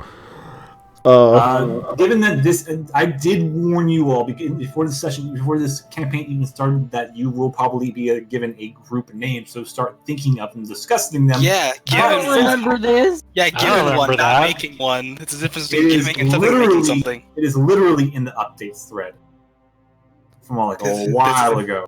Does it say make specifically? I said that there's likely going to be a chance to where you all are going to be asked for like a group name or something. But given the fact that I don't think anyone here has even thought about that or thought that far ahead, we can revisit this later on. The hodgepodge. No. Shut up. Walking out the door, Problem Faith will just solvers. raise her hand. Maybe Faith will raise her hand to the back, like a backwards wave off, saying, "Whatever, just the faithful, maybe, or some shit. I don't know." And she'll walk off. Dirty deeds done dirt cheap. If you could return tomorrow with a name, then I'd be most appreciative. It is important to follow that report. Oh damn! I was me personally, I was thinking he was actually gonna fucking take that out of left field. And as you all begin to leave the Yarrow Guard barracks with your coin and your satchel in hand, we'll go.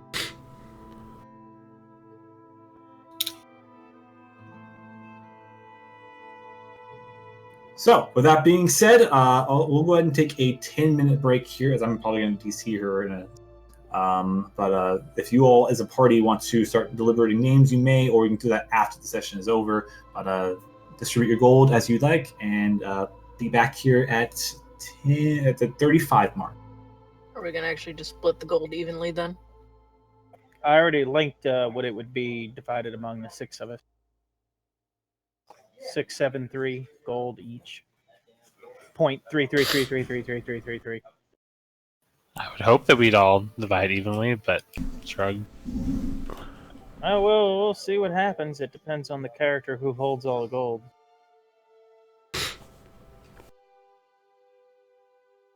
I mean, we all saw how much was there, so.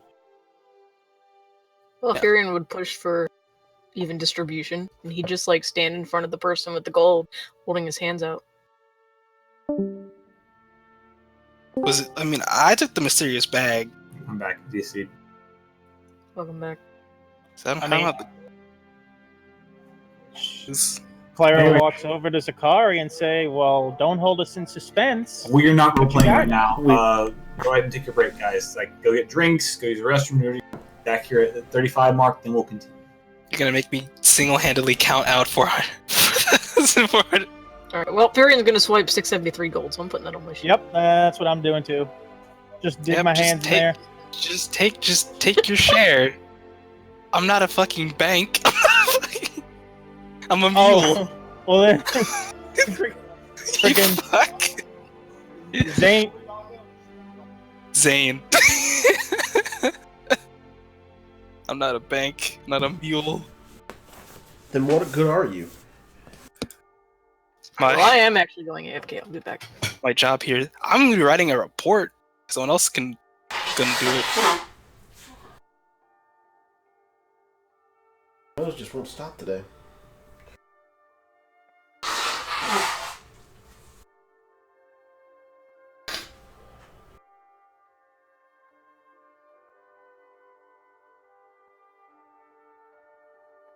Zal just be like, ooh, my share. Like 2 satchels, just yoink yoink.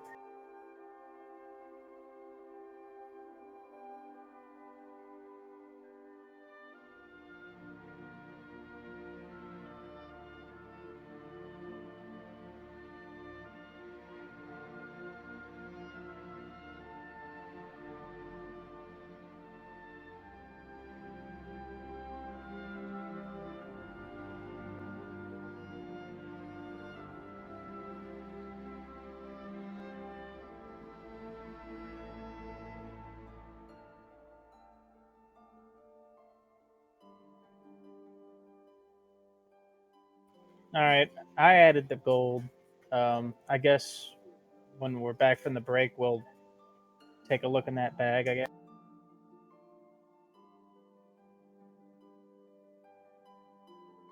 Everyone's gone.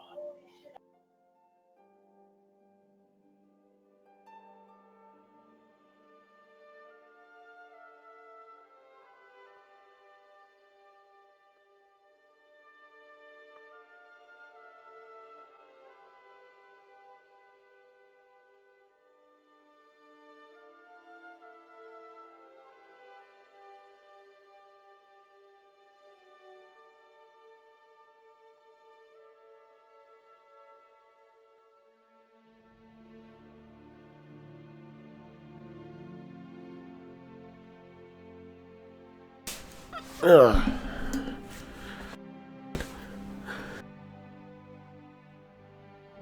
So, who's here and who's not yet? That's what I thought.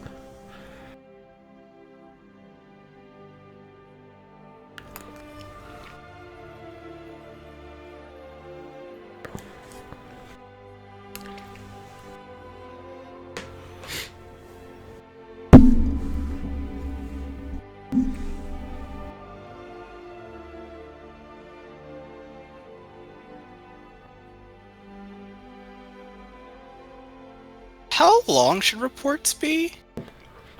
I mean, for like this setting, Yeah. well, they don't have like telephones or text messaging, obviously. So you actually got to write down like word for word what transpired from the time that you started your mission to when you got back with the result. Okay, so it's time. Okay. I'm not having you literally write it out. I was about to question that. I was really sitting here typing out a document. No. I'm not gonna. There's no homework to this shit. I'm not gonna say, "Oh yeah, no, write everything out word for word." It's gonna be just assume that your character. Just so you know, I was gonna totally do that. I mean, Leo did that in Paragon for me, and it's just like, why did you give me this? This is like, well, you told me to write a report. I'm like, yeah, in character, not for you. Hold on. And yet you still say us to write background stuff. Yeah, write backgrounds, sure, but a report of everything that I already know as a DM. I mean, you're pretty much just giving me a TLDR. That's still homework. Hold on.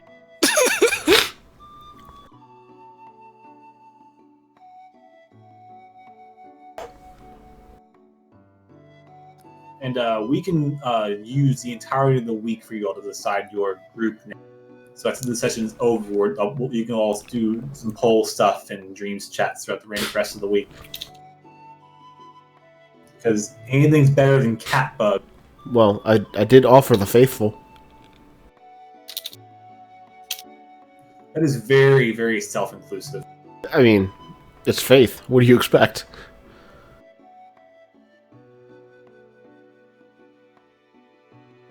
Save. Don't give me this shit. I don't want it. Hold on. No. It's not what you think. He wrote it. You better have it. Hello? Whoa, this is worthless. Immediately popped in my head. I'm gonna put that on screen.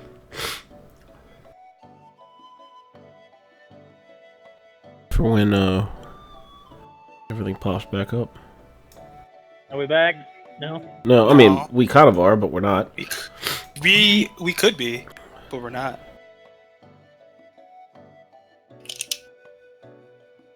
I feel like this is the kind of music we play when we're in like a general store. What are you buying? Well, not quite. More like I'm about to fight Seymour and I'm buying some potions in Phoenix Downs. Welcome to Trindle's, purveyor of magical goods. What can I do for you? What's up in there, stranger? Ho ho ho! Come back anytime. Such a trifle. I'm more proud of this pause screen than I thought I was. I'm proud of you for being proud of your pause screen. I'm proud of neither of you.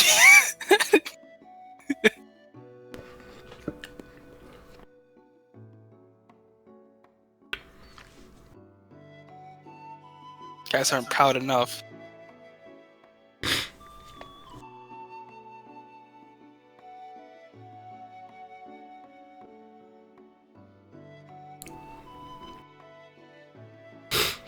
The more I look at Gus and Claire, it's like, please help, she has a gun.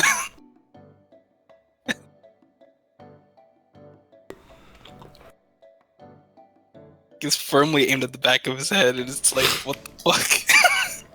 It's funny because when you think about it, a gun is infinitely more intimidating than a melee weapon, but yet in D&D they're both equally deadly. Did you pronounce it melee? Melee. I mean, that's how you say smash. Melee. It takes me back to when I upside the head all my cousins for pronouncing it wrong. Jesus Christ, people.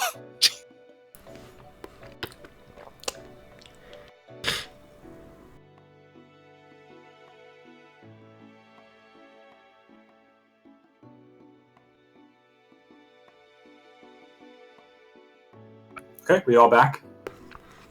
Alright. President. I think we're waiting on Allison still, and Esper.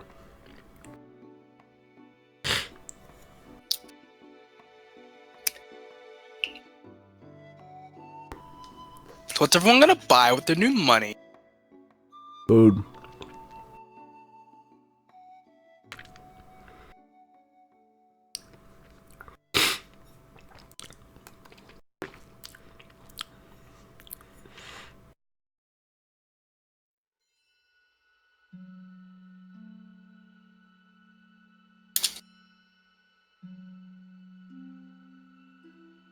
Don't everyone pipe up at once for that.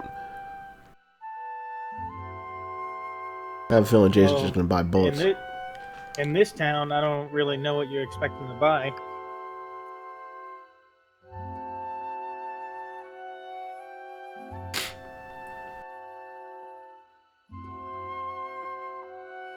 No, I guess I should update Zalkus' sheet too, huh? The gold? Yeah.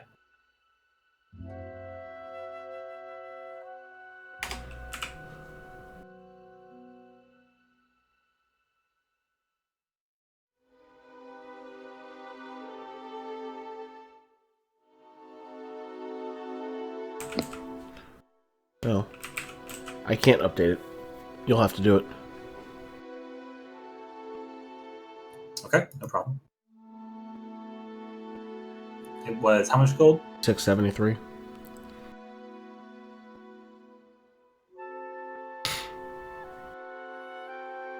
Well, it's public view. I can't edit anything, even his hit points.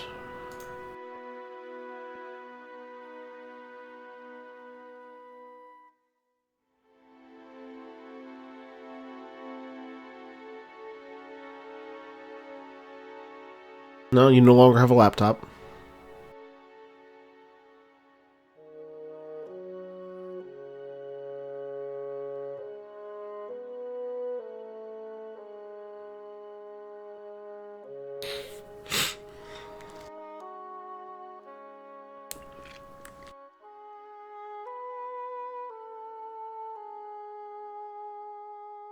You didn't need it anyway, did you? I do kind of use it.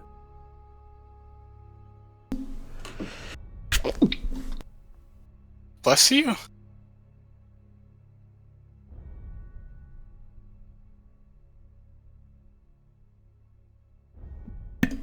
Also, I am loving the resting bitch face that your cat has. Oh, look at him. That must be Nadia. It is Nadia. Good job doing my bidding. This is your fault, Esper. She always does. I've given her life mission to annoy Ray. It's adorable. She's the best. I'm gonna send this adorableness to your from New Orleans. I'll gladly Please don't. accept. And I always say please don't because Ryan's allergic. Even better. Rude. That is outlawed by the Geneva Convention. If you get rid of the Ryan, then you kill the spike trap. You can trade Ryan for the cat. You really want Ryan though. I don't want Ryan, but you can trade Ryan in for someone else and you can get a cat. I'd sell you to Ray for 1 corn chip. I'd sell you. That seems like a discount. Only if I can eat it during the transaction. So we'll trade Ryan for Arcana and then Arcana for the cat. I'm not sure if Arcana's grandparents would want Ryan. Probably not, but It'll probably be more loving.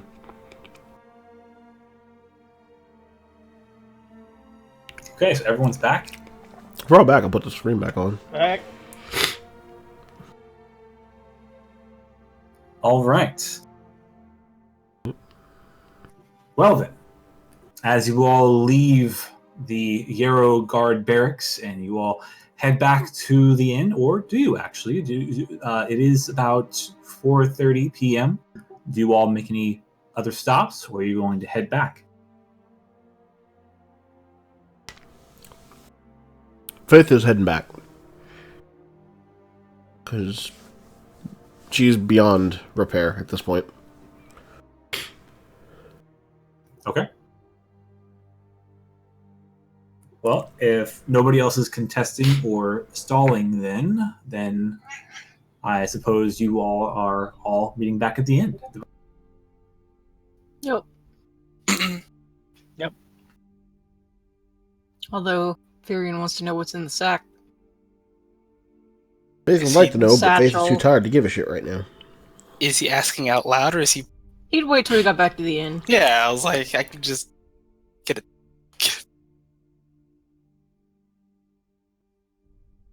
So we're all back in the inn. Yes, you all are now back in the Brown Bear Tavern. As you walk in, you come carrying your large satchels of gold and a large rare sack of whatever manner of goods. This is Zach of whatever. Got it. I'd say after we find a table and get settled, Zach will start taking out things one by one and putting them on the table for an inspection. Okay. And you all dispersing your gold evenly, correct? Yes. As far as I we know. must, because I already took my hat. My You part. counted them in the bag and then took exactly that out. Yup. Yep. Are you all doing this at the table? That a yes or no? I assume. That's a scary question. Why did they make it sound so scary? It's just a question. Well, we need decent sized enough area for Yeah. all of us to sit around. So Is there a round table in the corner, particularly inconspicuous? I mean, not necessarily like in the corner, but I mean, I can just do this real quick. How about this? Give us. Are we about to get the bar map with all the bodies in it? There's no bodies in it, but yeah. No bodies. I mean, I guess we're bodies. Okay, so you all in the Brown Bear Tavern. I mean, there are pedestrians all around, all surrounded all throughout the tavern, and you all are quite a noticeable group. And so, as you come in with bags full of what is assumed to be gold, and another thing strung over Zakari's bag with a green crystal poking outside of his back, you all make your way to a table. Just the average Joes. Don't mind us. You definitely have the eye of the tavern. The urge to intimidate is strong. Okay, Tyrion could intimidate too. Do you want to help me intimidate? Just glare at everybody. Angry fish alert. Why do I have proficiency in intimidation now that I think about it? Because you wanted that. You took You're it. right. I know. What? I know. Oh, calm down. I was just thinking out loud because I'm a child. What's my passive intimidation to get them to stop looking? I was gonna say, I mean, I'm proficient in intimidation too, so. Well, Briar's proficient in resting bitch face, but I mean, We'll all intimidate at the same time. Nah, it's awesome. Well, seriously, if people actually do continue staring, Tyrion likely would just sort of glare at them. I mean, you can glare around, but I mean, regardless, everyone's Whoa. eyes do keep on like focusing on your. You are counting out a lot of gold. Only if it's for some. Save the town. I was assuming that was the stairs at this point. Yes, Right. I assume you're going right up to your room, Faith. Yep. Okay, and Faith leaves the party and goes upstairs and to her room. And I assume you don't even get to your cot. You just pass the fuck out halfway there. Yep. Sums it up. Okay. Sorry. Could I just stand up and kind of keep an eye out for any unsuspecting eyes or not? You know what I mean? I'm looking for people who are specifically attempting to get more information through the visual means than just us. Okay, give me a perception check with disadvantage.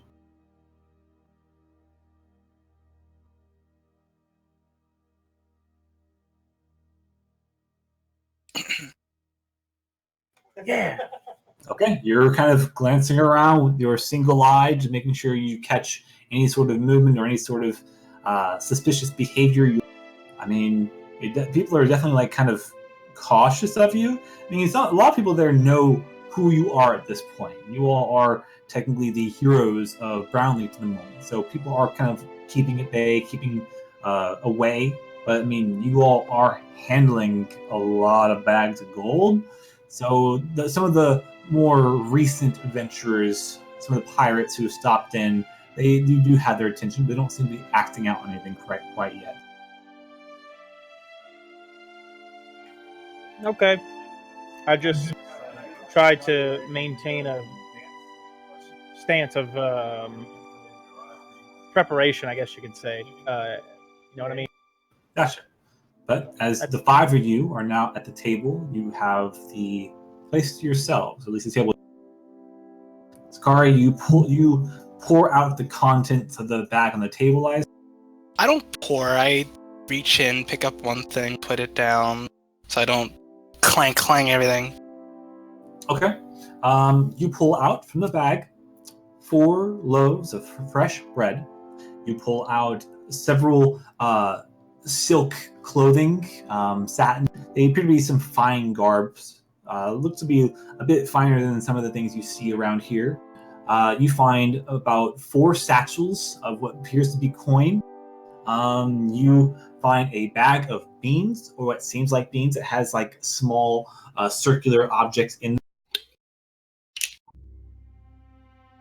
And you, last but not least, you pull out a small little ornate Ornate dagger? Ornate what? ornate dagger. That seems to be it. Bag is empty.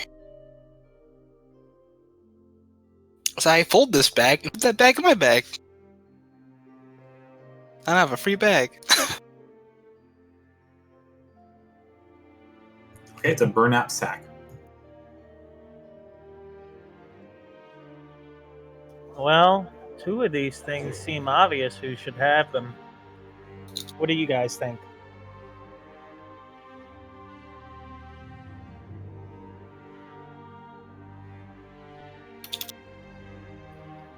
Brian reaches for a loaf of bread and breaks it in half and takes it.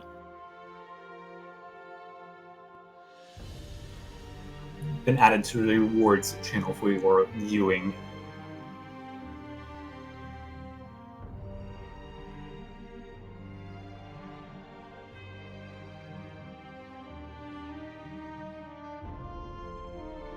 After putting the bag away, Sakai actually sits down and takes a look into the 2 coin pouches to see how much is in.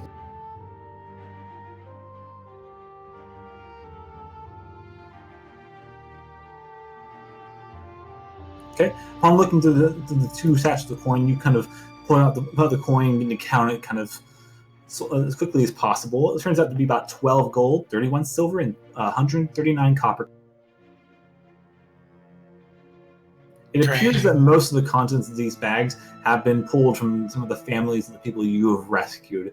Meager stuff for the most part. You imagine they probably couldn't afford much more, but it's still is there and available.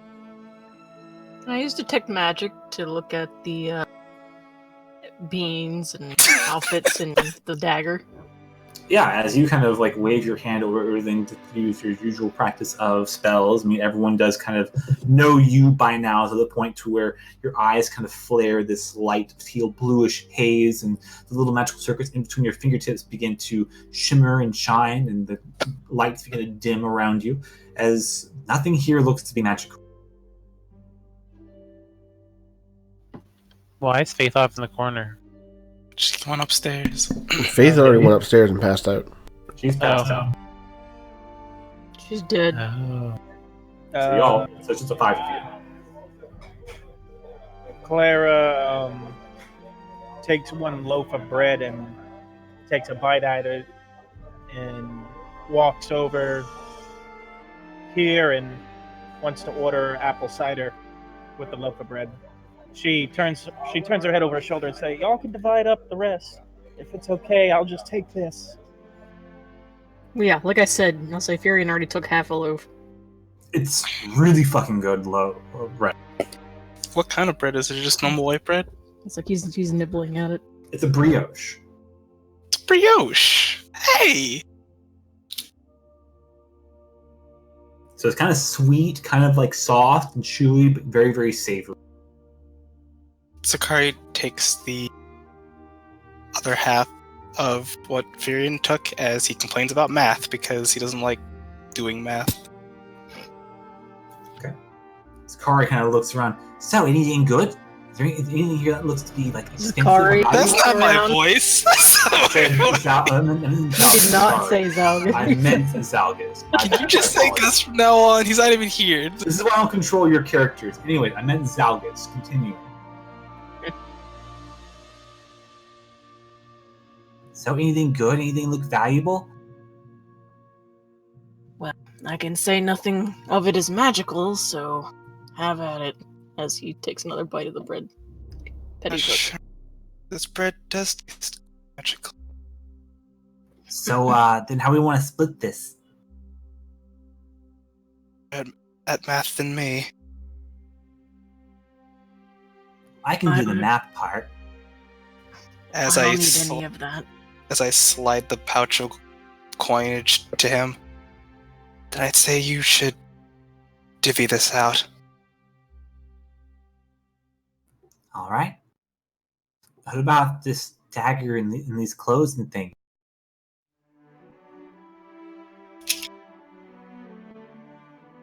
Briar, do you want these outfits? You seem to be good with clothes. What kind of outfits are they? They could be made out of silk or satin. Like, are they actual clothes or just bolts of cloth? They're actual clothes. Like, to fit who? Like, what gender? They could be unisex at first glance. I mean, they're not magical, but you could probably maybe dematerialize them into spools if you wanted to, or actually just use the clothing as you will. Perhaps I can find a use for them. All right, that's that. I guess the bread's already being divvied out, so I'll get the coin counted and split up. What about this pouch of like beans or something?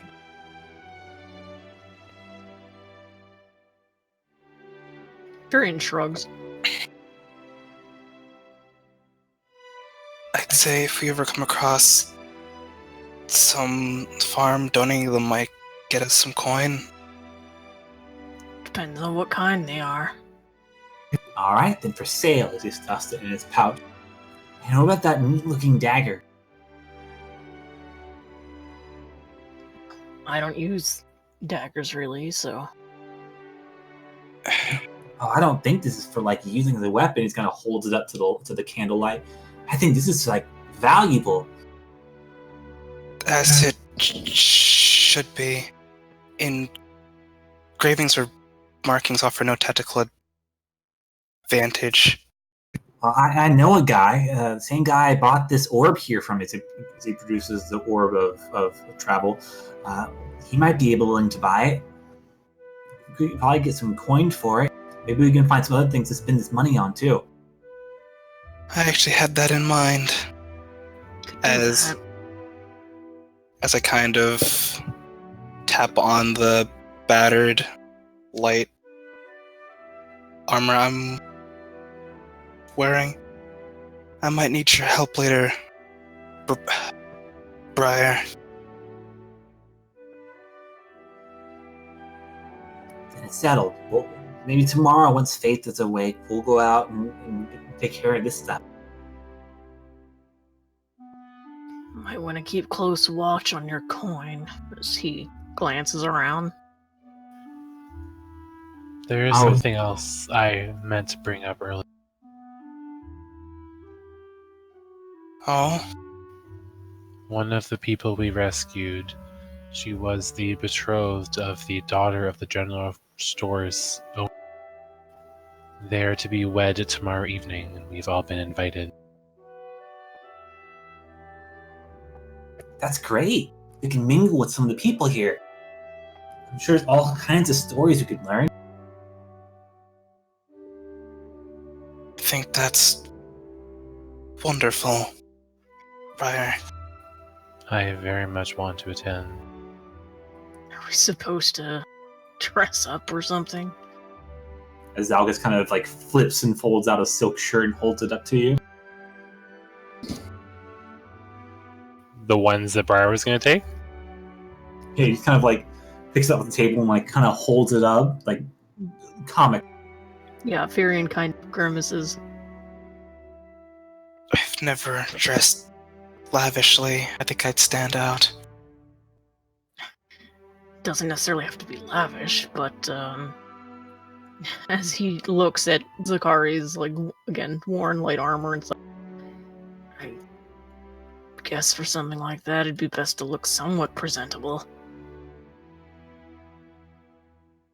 Though, as he glances over to Briar, at least someone fixed my garb.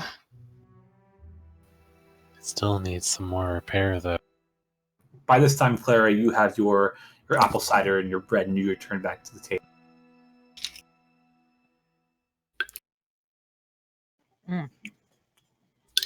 So have you all decided who gets what? Yes and no. Zelgus is divvying up the coinage while we've decided to pawn off the rest when the time arises. Sounds good to me.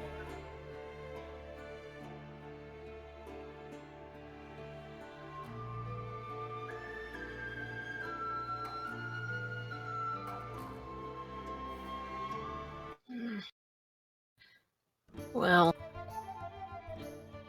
as Furion sort of looks at some of the holes in his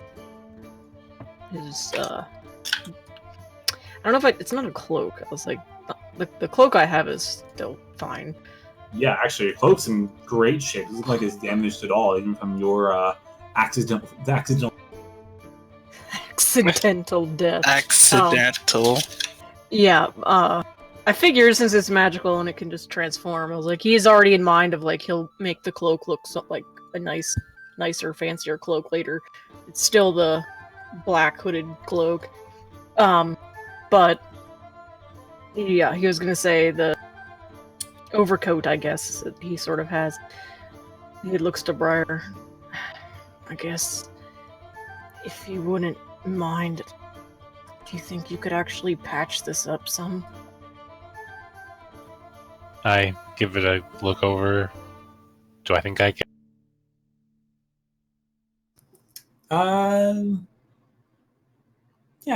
Yeah, definitely. It looks like it could be done. You carry enough spool and things on you to where you could definitely do a patchwork job on it. Pretty effective. I believe I can make a pretty adequate job of it.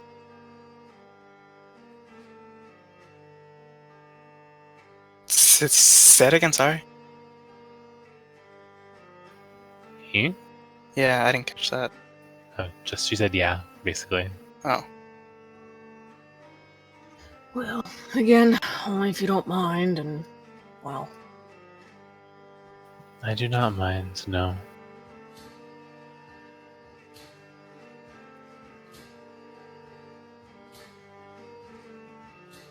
Okay, well, if y'all are still settling in, and the Archie comes around, takes your orders, brings out food and things, drinks abound.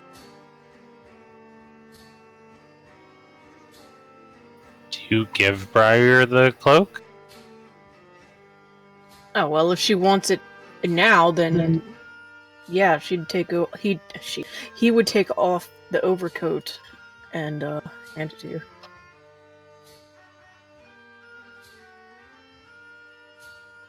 She takes the cloak. All right. And you're gonna do you want to mend it here, or do you want to do like overnight? Probably overnight. Understood. Okay.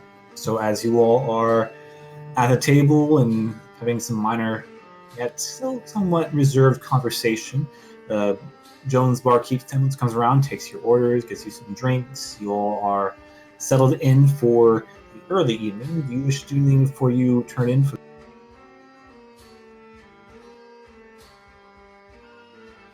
Going once. Briar's gonna work on that and her own outfit.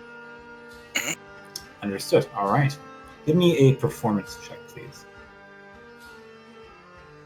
It's a low DC. Okay.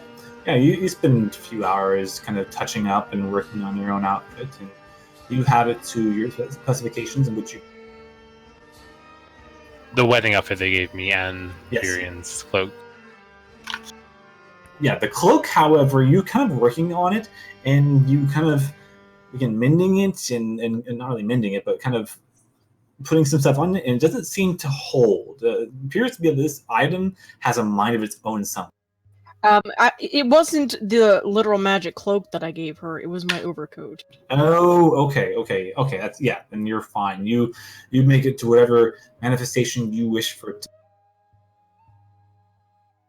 Because his pants were probably mostly okay, but the overcoat was probably took the brunt of the problem. She repairs it the best of her ability, making it look as nice as possible.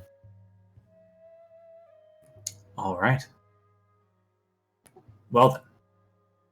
Anyone else?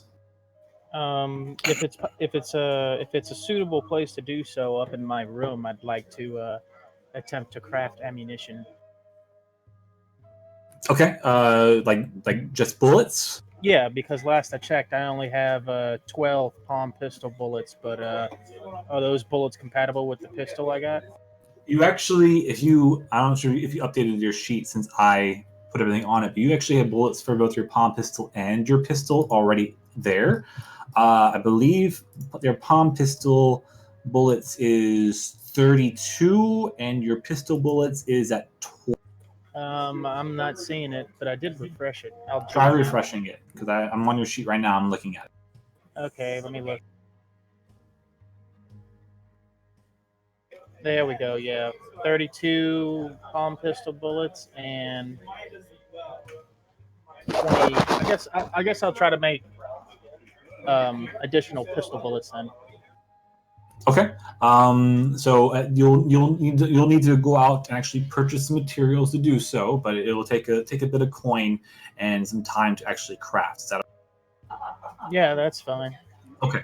So I'm sorry. One more thing, but like being, didn't I have some kind of a proficiency, like picking you up a do. gunslinger? I'm getting to that. Okay, sorry. Okay. So I need you to make a D20 roll. It's going to be it's going to be an intelligence roll with your proficiency added to it. So a D20 plus 3 plus your proficiency, which would be plus 2. So give me a D20 plus 5 for that roll, please. 10. Okay.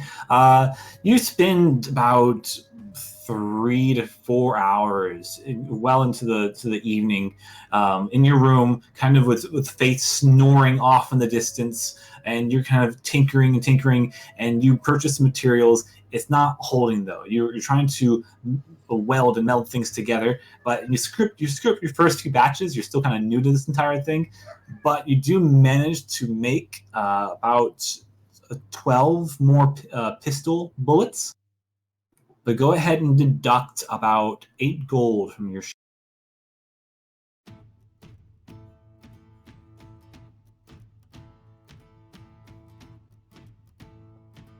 Okay. Anything else you wanted to do? That's it. So just plus 12. Yes, plus 12 to your pistol bullets. And again, minus 8 gold. All right, it's done, and I'm done. Okay. Anyone else? What time is it currently? It's whatever time you want it to be at this point. As long as it's past like 5 o'clock, it's whatever time you want it to be. Oh. Just debating whether to go out and take care of inventory now. Tomorrow when we can't do it. Well, Salgus has expressed that he wishes everyone to go out tomorrow morning or before noon to make do with some money in inventory. Okay, so he already expressed. Okay, so Zakari would probably, after everyone else retire to his Briar's room and then meditate to his patron. In a weird way, he'd like lay on his bed staring at this ceiling until something happens. Nothing happens. You stare up for 2 minutes. Hour pops up.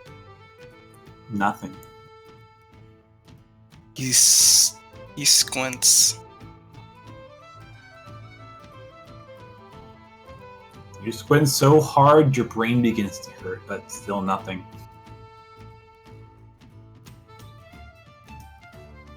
Briar's in this room working on something, right? Yeah. Briar is touching up on the outfits. Esper, how focused does she look? What? No, how focused is Briar? Yeah. She's pretty like 100% focused. She's not looking at you at all. Oh.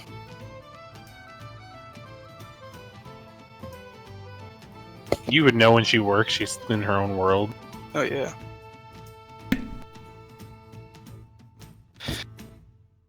Zakari will keep staring at the ceiling, trying to get some kind of message or confirmation until he eventually he does it so long that he doesn't want to fall asleep until tiredness overtakes him. Trying hard not to fall asleep because he doesn't want to sleep again. Okay, you kind of have a restless kind of early evening, still trying to keep yourself awake to any kind of affirmation, any kind of emotions or circumstances to your being. Briar is still very diligently working on her outfits across the way from you in her dim candlelight, and eventually you drift off to sleep in the waning hours of the darkness. I mean, do you ever talk to her, Zach? Well, seeing that you're busy, he wouldn't want to. Still could.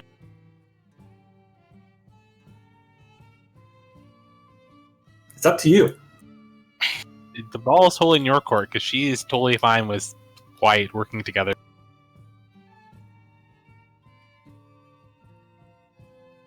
After, I guess, the first hour of this, nothing happens.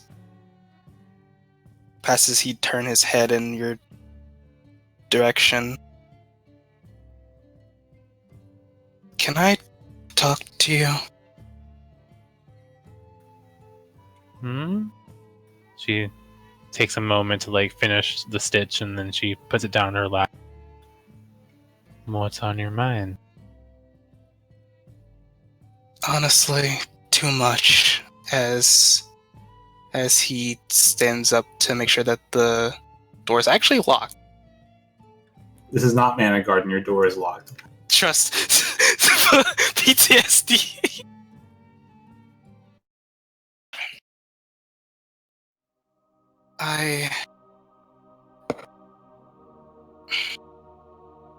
Something happened last night.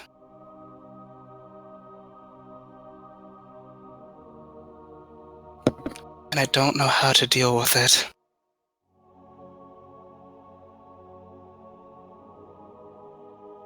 She just watches intently.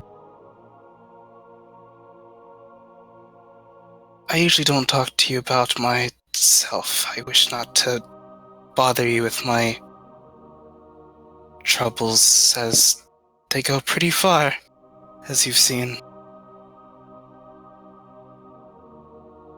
But tell me, from that day, besides finding me, was there anything else there?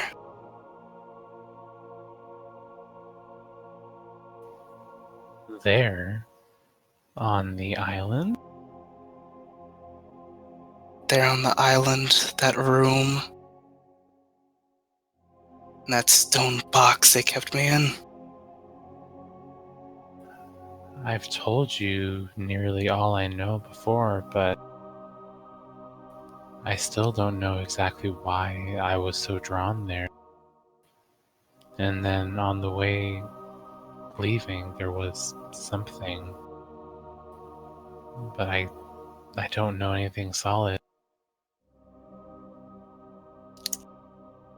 Only until now it's become worse, but there's something, albeit attached to me. Don't know how to deal with it.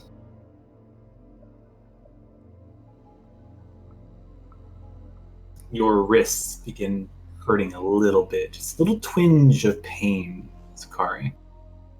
He holds his wrists tightly, try and numb it.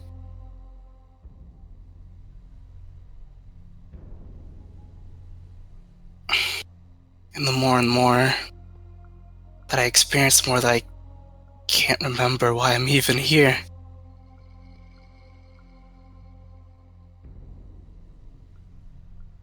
Maybe I could just ignore it, but it seems that something else has different intentions.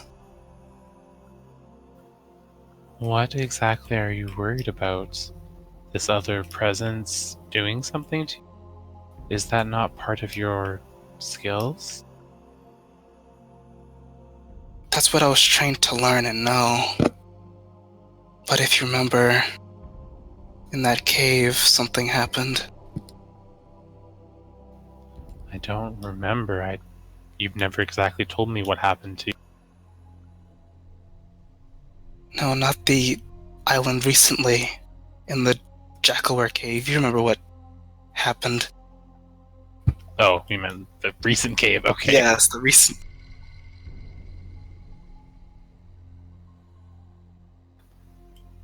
I mean, I'm not exactly sure about that.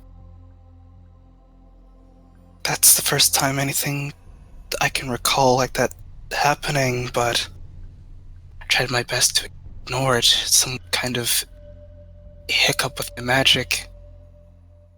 But now it's getting far worse. Last night I had a nightmare that felt too real to be one.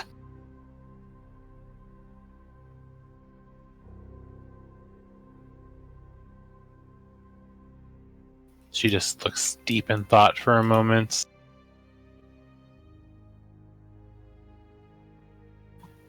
I wish there was somebody you could talk to about these powers. Someone more versed than I. I've already... Well... I'm not sure he'd understand in the same way as I. But... things are happening to me. Prior, I go to sleep, and then next thing I know, I wake up downstairs with an empty bottle of ale. Well, that's concerning.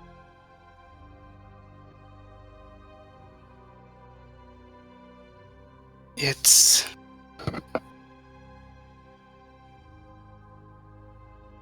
I don't know what I need to remember. And I don't know why it's so hazy all of a sudden. But...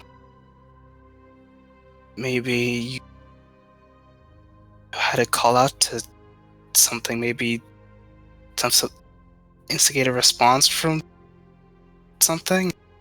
No matter how hard I try, it only answers with the same thing. And what is this thing that's answering? Power.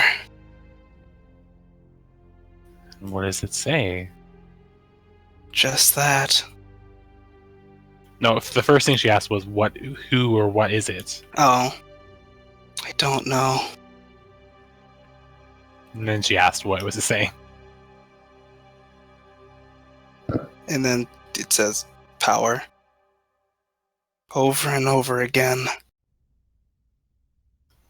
Do you get the impression that it wants to give you power, or that it wants you to do power some?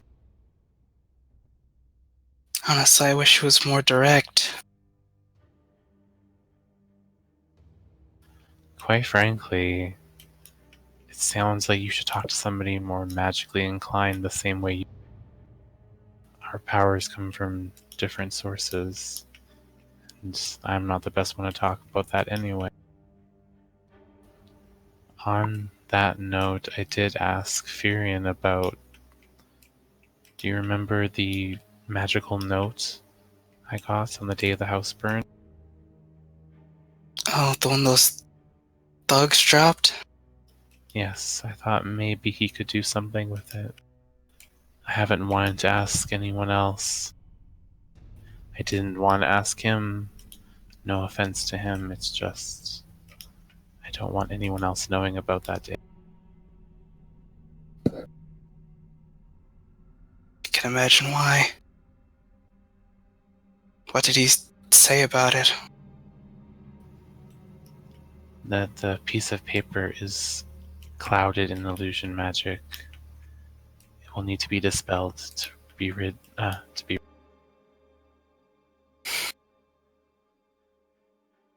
Looks like I'll be of no help to you in that field. Perhaps he can help you with your problem, though. Perhaps, though. You two do share a spell, do you not? The spell you both cast looks very familiar. That is true, and he and I do share a similar path of teaching, rather. I'm always here if you need to talk, but it sounds like somebody else might be better for you. I see. Well, thank you for at least listening to me. As he saunters back to his bed. If anything weird happens to me in my sleep, please awake me soon. I will do my best to remain alert. Perhaps I'll stay in the room until you wake up. He closes his eyes and smiles. Thank you. She looks at him for a little while, and then slowly goes back to her.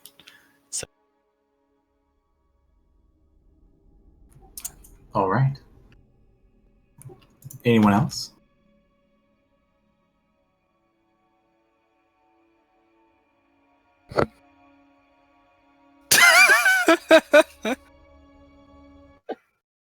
That didn't come off as bitchy grandma. She's nice to her grandson. All right. So, as the evening begins to simmer into night and stars collectively begin to collect outside your windows, and many of you begin to retreat to your own sense of slumber and rest, Clara and Faith, you hear a at your door. Technically, Clara, as Faith is still technically out of it. No. You're not asleep yet. You're still Oh. you're just finished working. She puts down her the glasses that enhance magnification. Now, who is that? As you hear the chair grind across the wooden floor, and she stands up and stretches after completing what she was making, and then she walks over and asks, "Who is it?" through the door. It's me. If you could let me in, I have a question I wish to. Who's me? It's Sangeef, girl. Is there any way I can see through the I mean, there's no peephole or anything. Oh no! That's what happened. That's why it doesn't no. sound right. Ray, you've gone buff. You've gone buff. Oh God. 1 second. Is that better? Yes. Okay. Sorry, But it was glorious. I take hormones sometimes. So Flashback. my voice just gets really, really, really Deep. chill. You mean he gets really manly out of left field? Ray, no, you've gone buff again. Anyway, sorry, the door has no peepholes for you to check or anything. And I say, kind of late to be coming out, huh? What did you make me do the first day we met? Open the door, girl. We just came across a hefty sum, and a lot of people had eyes. I just wanted to make sure. I'm sorry.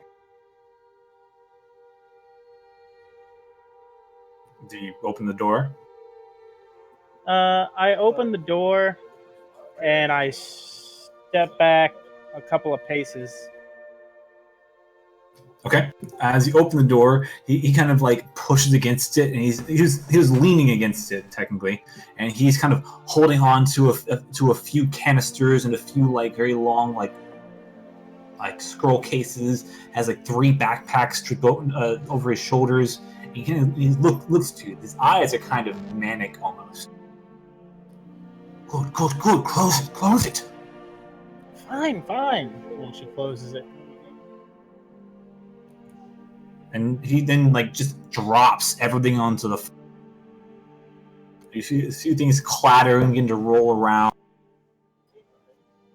She kind of raises her eyebrows and kind of looks at him a little surprised and goes, "Carrying a little light, are we?" Did that wind up waking me up? Roll a perception check, Faith. That's attack. That's not perception. That is not perception. That's attack. You're not rolling to hit, at least not yet. Then. Okay, you kind of toss and turn, and you kind of hear something. It just sounds like a really weird dream. Continue Sorry, go ahead. Continue on. As you both kind of hear Faith kind of turn over and kind of like wince her eye. Zangief looks over to her. "Oh, I wasn't aware you had company." She's fine. Is that one of your companions? Yeah, that's one of them. Kind of like walks up to Faith's bed and kind of just pokes her in the cheek with a finger very lightly. "Oh, looks soft." Careful, that's her peaceful state. Okay. He then backs. You sure you should be traveling around with this one? This one looks kind of weak. Please don't say that out loud. Any louder than you have, anyway. Right. Anyways, much to do, much to talk about. I'm leaving Brownleaf tonight. Something came up, and I must leave with all due haste. I know I bid you good day earlier this afternoon, but I figured, well, I might impart upon you some information. What could it be? Don't get all excited, girl. It's nothing that's like, well, amazing or anything. I'm done handing out free things. As you know, I'm heading to the island of Lucius.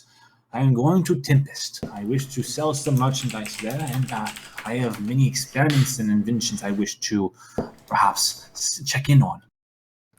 But I guess in my, reclusive state and my hermit-like attitude, I fail to remember that the city of Tempest is shrouded completely in that gigantic storm. Right.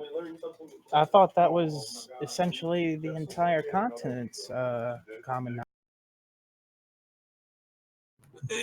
Yes, not completely, but close enough. It is.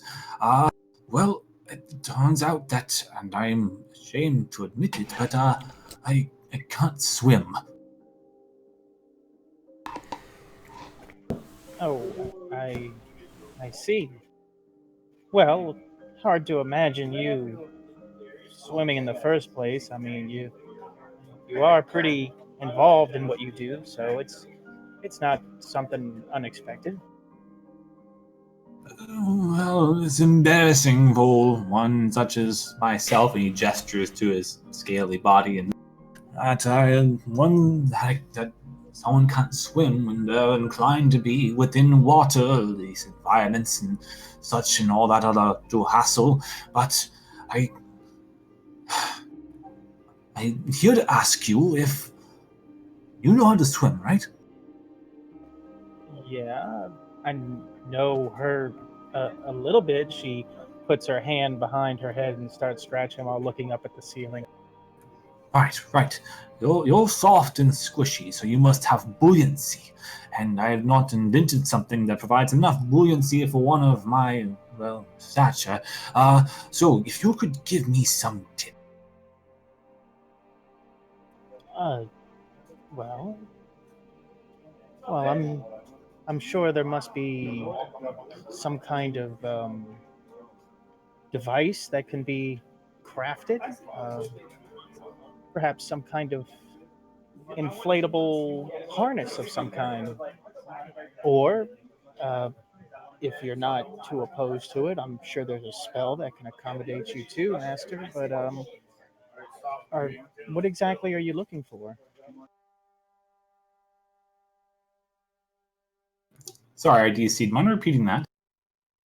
I said, well, Master, there's, I'm sure there's a flotation vest or of some kind, or some kind of uh, contraption we can put together, or if you're not against, I'm sure there's a spell that can accommodate you. What exactly were you hoping to do for a solution? I hadn't thought that far ahead yet. These bullion vest things, do they supply those on Well, I don't know why they wouldn't, but I don't forgot what they were called. I'm not a sailor. I don't know anything about ship life. Right, do you think your soft friend over there would know? Well, if I can recall correctly, I believe she has some sailing experience. If I recall, she He doesn't said she even came listen in to on you a any ship. further. As soon as you say sailing experience, he's over there and begins prodding Faith with a. I say, Master, don't wake her up. You girl. Stop. Faith, you're definitely awake after him prodding you with a stick. If he's actually prodding me with a stick, I'd have to. He's pushing it into your side. Clara's arms hang down as she bends over at the waist a little bit. The natural waking impulse to being stabbed with a stick would be elbow drop into the stick and then punch the stick who's poking the shit out of her. So. Okay. Roll to attack. You're being serious, I assume. I mean, she's dead asleep and just got done training. Your voice, like, go, wake up. Did I really hear that beforehand before he started poking the shit out of me? Oh, he's doing it as he's poking you. You take whatever reaction you want. Nope, that would wind up being it. That she would roll out of bed, assuming this is DeSoto again trying to provoke her into training, so. Okay, roll to hit then. 17 hits for 8 bludgeoning damage. He's unconscious. What, Master? I'm up! As you just kind of elbow down on the stick, it snaps, and his whole body like kind of lowers down, and you just like punch right square between the nose and the eye as he just rolls backwards, and he is unconscious. Ah, you weren't ready for that.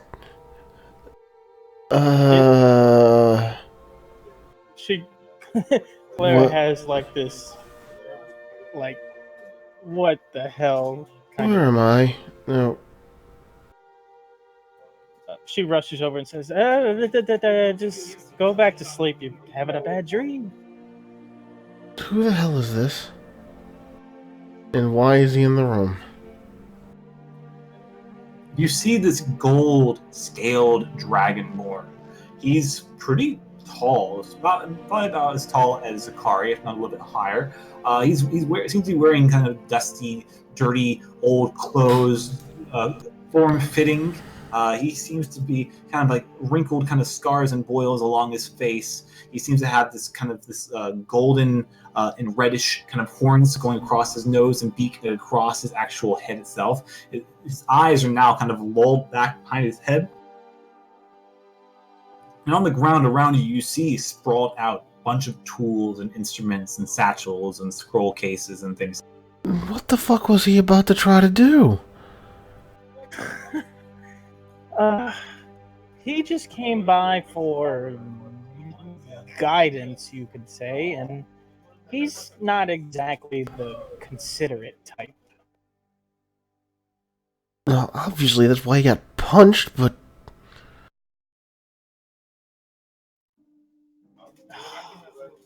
Aren't you a bit young for that? Huh? Never mind. Look, my master just came by asking me how he's going to solve his little problem about not being able to swim. He asked about you, and I said you might have some sailing experience, and he just wouldn't listen to me. He just charged over there and started attempting to demand some kind of assistance from you. I couldn't stop him. Well, maybe he learned a lesson then. Well, I did If- warn him. You hear him start like. Oh, good, he's still alive. Claire goes over. It's like, Master, I told you not to wake her up. He appears to be choking on his own spittle. Well, roll him over. Don't want him drowning in his own spit. I reach down and attempt to sit him up. Simple enough. You kind of roll him over. He's still unconscious, but he starts breathing normal.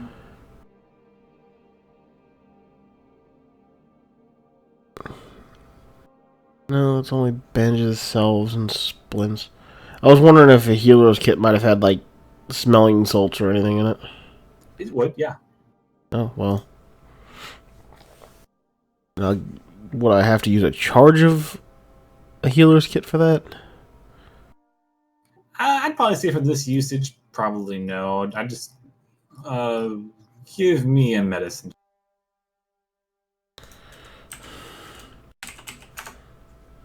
$11. Okay. You kind of like reach into your pack and like sifting through your medical kit. You pull out the smelling salt, kind of like waft in front of his nose, kind of like smacking him a little bit, not punching at least, and you kind of like.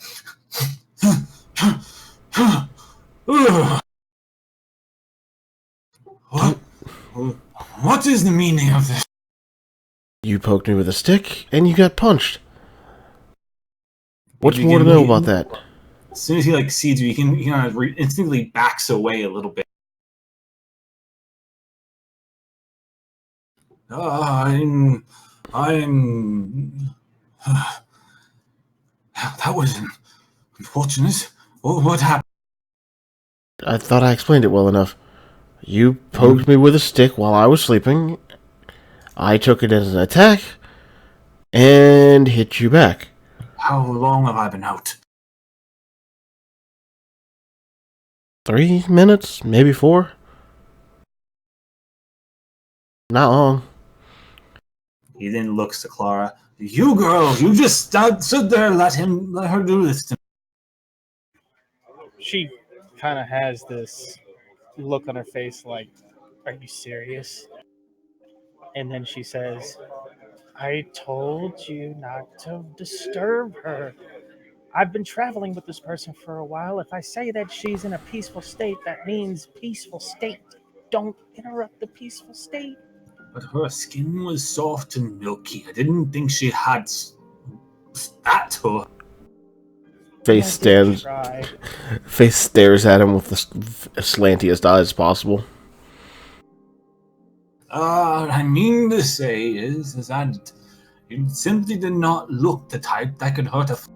I mean, I'm not good with words, as you know. I spend too much time alone. Anyhow, I suppose introductions are in order. My name is Zangief.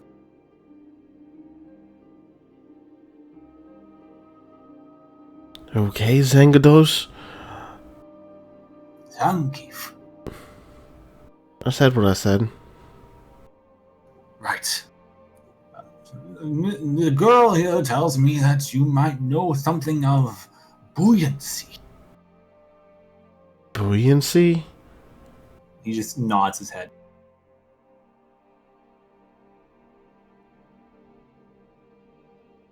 And just what would make you think that? Well, from looking at you, it looks like you might have I mean to say, is that she said something about you sailing and... Well, yes, I do have a history of sailing, but What does that mean to you? So you know how to swim. Well, yes. So I was looking for some, that is to say, tips. Have you tried not sinking?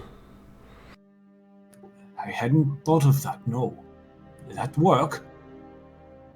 It's usually a good place to start. He begins to pull out a pad and pen. Begins to write down, try not to sink. Is that it? I'd like to think you could figure it out from there, but something There's tells no- me you won't. There's no, like, arm gestures or motors or anything. Why would there be motors when you try to swim? He kind of looks to Clara confused. Like, does this person know what she's talking about? She looks to Fate and says, "Listen, Master is a bit of a hermit. He doesn't know how to socialize. He's trying to learn how to swim because he needs to travel. And despite his race, he has no experience doing so." And She is right. I am horrible at talking to you flesh bats.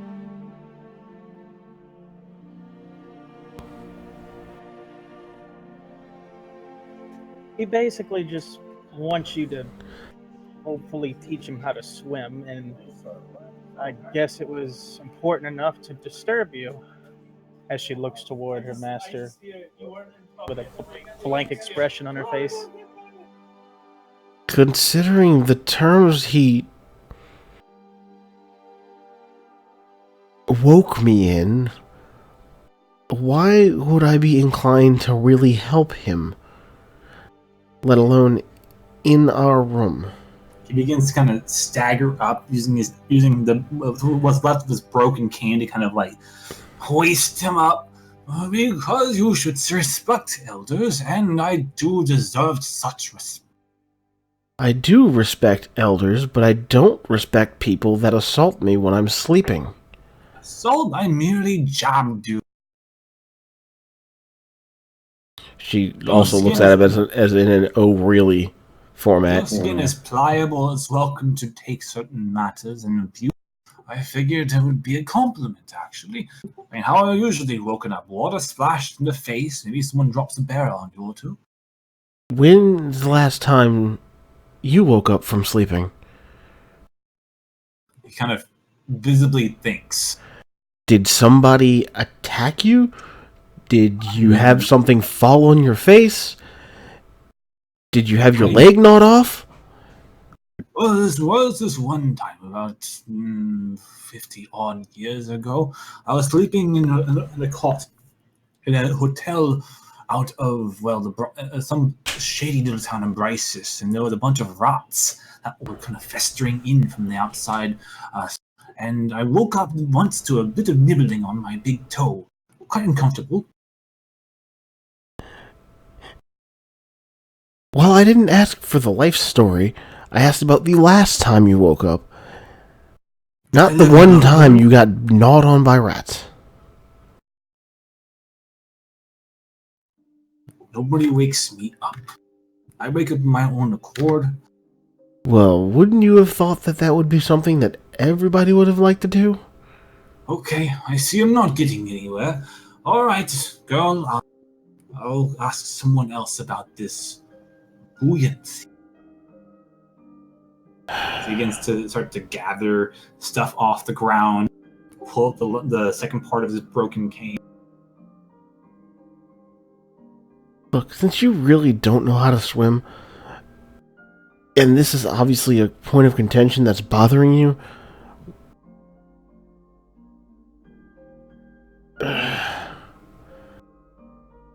He stops. I might be able to help you out, but it's like, I don't get anything out of that then.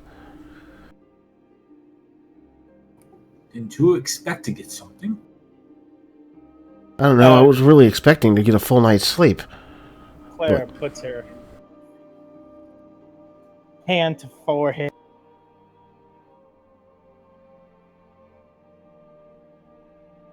He looks to Clara. Good luck in your travels, girl. We're going to need it with this one. She sighs. He then begins to gather stuff up, kind of look to Faith, and just kind of... and he opens the door, and Well, that went well. Clara looks to Faith and goes, I'm so sorry. Maybe one day he'll come to his senses. I think he'd need a few 100 years of social exposure before that. Is it really social exposure to realize that some people don't like being, I don't know, prodded to wake up? She has flashbacks of menial taskings that the master made her do and replies with, you'd be surprised. I mean, he even said it himself. He woke up on his own one night. As in last night. Whatever. Yeah. Well, I better follow after him and make sure he doesn't disturb other people. You do that, I guess. I'm going back to sleep. And I close the door behind me and I try to find out where he went. okay, give me a perception check.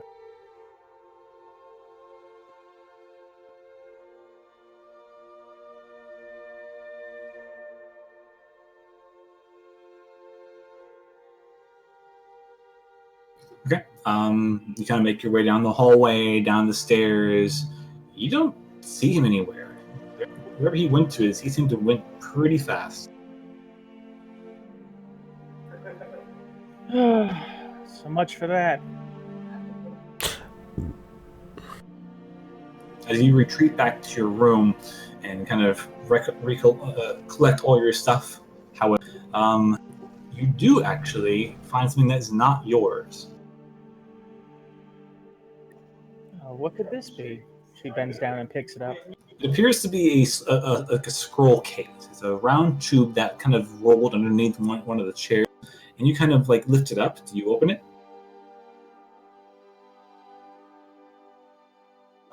Okay, I pop open the scroll case, look inside.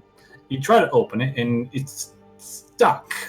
And you kind of rotate the cylinder around a little bit, and you see a small little... You cut out. So there's a small little lock on the very edge.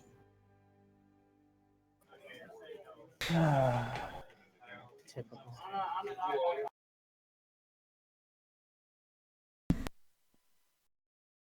Well, I guess I'll hold on to this until I see him again. God knows when that'll be.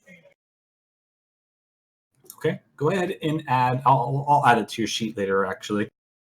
But all right. Okay, so as the rest of you settle in for your night's sleep, some of you wake up a bit earlier than others because you do have elves in the party, and you occupy yourselves with either meditation or training or whatever else you want to do. But as the morning dawn rises of the 6th of Tarsus, you all will go ahead and recollect the bottom of the tavern. Do you wish to do anything beforehand?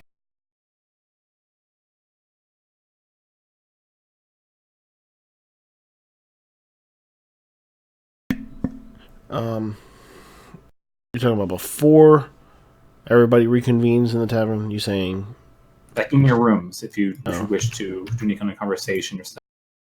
No, there's nothing else for me.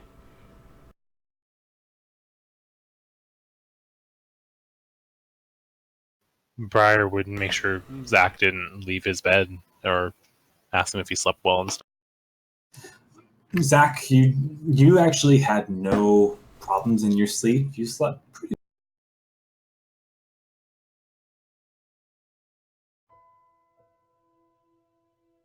As my eyes open, I look to both my hands, clench my hands. For once, I actually slept well. That's good. Brian, you have finished the outfits. Okay. Well, mending my outfit, and Furion. Yes, everything's completed that you wish to complete. Okay.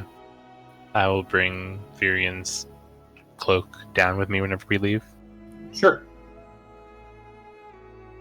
Okay, so as you all collect back down to the tavern proper, you gather at your normal table. The barkeep gets your order, brings out your food, and you all have the day to yourself.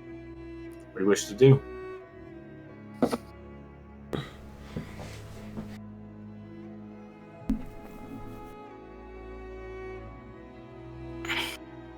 I assumed we were going to prepare to go out and do shopping or lead to wherever Zalgas was talking about the dude. Okay, well, you can express that in character if you wish. Well, where else is doing anything? Yeah. I'm trying to give you all opportunities to converse and talk and communicate. As Briar walks back up to the table with everyone else, she hands Furion his cloak back. I mended it to the best of my ability. He stands up and holds it up in front of him and examines it. It's better than when you got it. I assume she did a fine enough job, as I think you said before. Yeah, no, it looks like better than new. This is like a whole new outfit. It looks to be measured to your specifications. It's a form-fitting. It's really, really good. She's definitely an expert in her craft. I thought I had heard that you were a seamstress, but he slips his arms through the sleeves and puts it on. It rips down the back. It's intentional. Exactly as Oh, that's a planned. feature. God damn.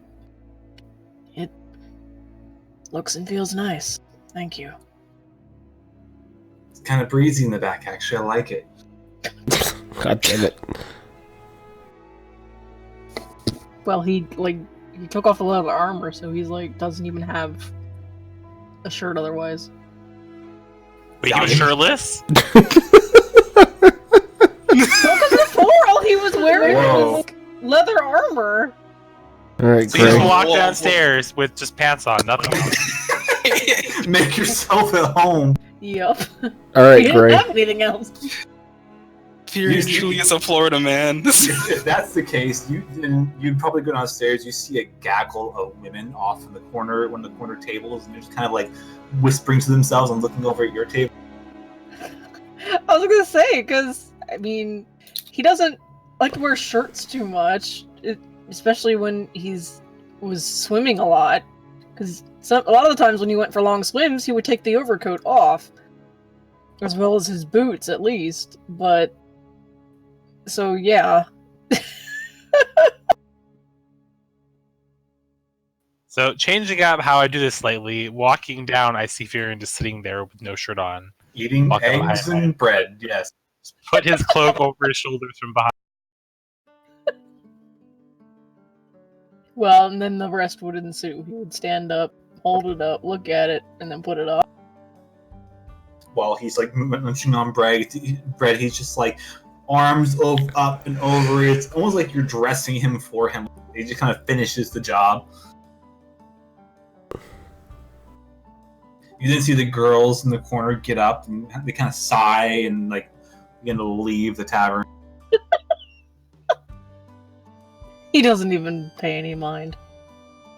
You're very unleashed in the party. Okay, then. So, anybody want to explain what the hell happened after I went upstairs yesterday? Baron just looks at Faith. What do you mean? No, y'all stayed the fuck down here, and obviously you returned shirtless out of left field. He just blinks. Briar was repairing my overcoat. I thought you had a shirt on underneath. Oh my god, stop pinging me!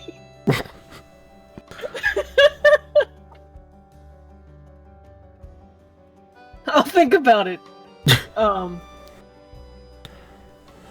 Stop. Oh god.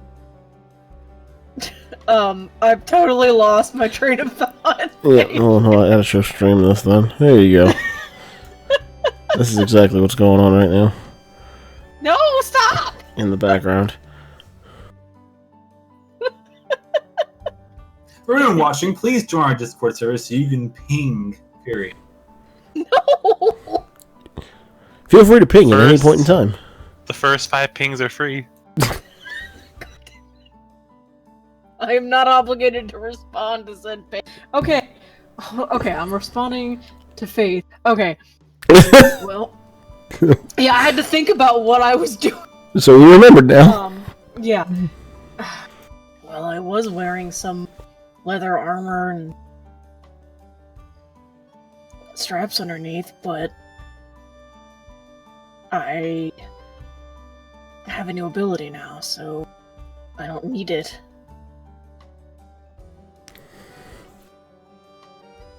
Okay, you have the power to be shirtless.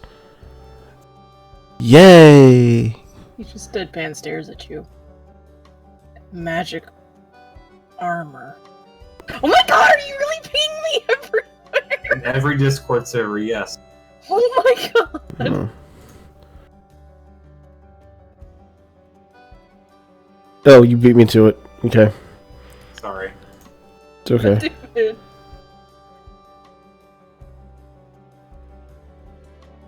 Anyways, I can continue without any interruptions, Fury. Well, I basically mentioned, or said already, like in character, I took my leather armor off, and now I'm using mage armor. I don't need the leather armor now. Wouldn't the leather armor be better to wear with the magic? He shakes his head. I can't use it if I'm wearing armor. Well, what fucking use is that then? As Alka's kind of eating on eggs. Well, you see, if they're magical, then sorry. If they're magical, then typically you don't want to wear armor if you're wearing like magic. Kind of causes it to, not really blend very. Right. It doesn't work that well. Magic armor's stronger than what I was using already, so might as well just use this. You know what works better than armor? Not getting hit. Well, not all of us are as agile. No, that's one reason why I generally stay towards the back. Speaking of armors, I fancy myself something new. Wait, what? You want to retry all of that? In like, Why am I breaking up so much? Because I have green. I don't know. Talk just a little bit louder. we might need to. Also, We 12:55 a.m. we might need to get that Discord server boosting thing going for our audio chats or something. We need people getting Nitro in Discord then. I start lower thing, but yeah, back to where. Have you tried not singing? If you want to pay for me to have Nitro, I'll take it. You don't pay my sub. I don't pay my sub either. I already paid both of y'all's Nintendo online accounts that y'all don't use. What are you talking about? I gave you money for that. Can we be on topic, please? Speaking of all this armor talk, I fancy myself something new. This, as he pats it, like the leather plating he has, isn't quite working out.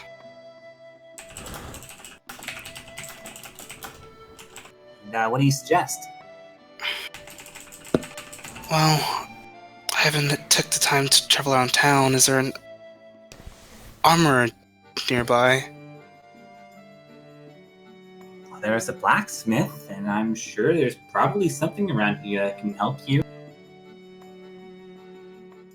Then if we stop there first on our round around town, then it'll be much appreciated. The better question, I think, is what are we doing next? Are you gonna go after this treasure that I have like a way of finding? Well, if my delirium still tells me anything, I have a trip with some kind of guard or something to the forest later. We gotta go talk to some fairies, I think. Right. I think Zakari has to go fill out that report. Oh good, I really didn't feel like doing that. It's the best that I can do. Or the least, one of the two. And the wedding tonight. Wedding? Oh, right, you were awake for that. Well, Miss Breyer here said that we were invited to a wedding tonight, given the account that we saved the betrothed of the general store. Kind of weird to be invited to something like that.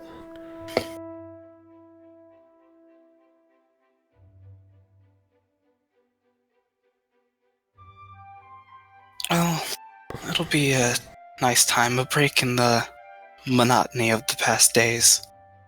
Monotony? What part of the last couple days has been monotonous? I look to Faith. Okay. So we go to the general store, or armor or whatever. We go to the magic shop and make sure we can trade in that dagger. Then we go talk to fairies, fill out a report. We go to a wedding. Then You cut out when you were saying then. and then what? I don't know, we're kind of released from being stuck here. I still need to go see Claire about the crystal. I didn't get a chance to do that yet. I can also follow along. Sorry, go ahead. Now you can go. I was gonna say, after all this nonsense, weren't we supposed to be, well, going after the treasure of Holhord? I'm also interested in that, but I also have to go along with Faith to see this cleric friend of hers to get the report on that explosive powder.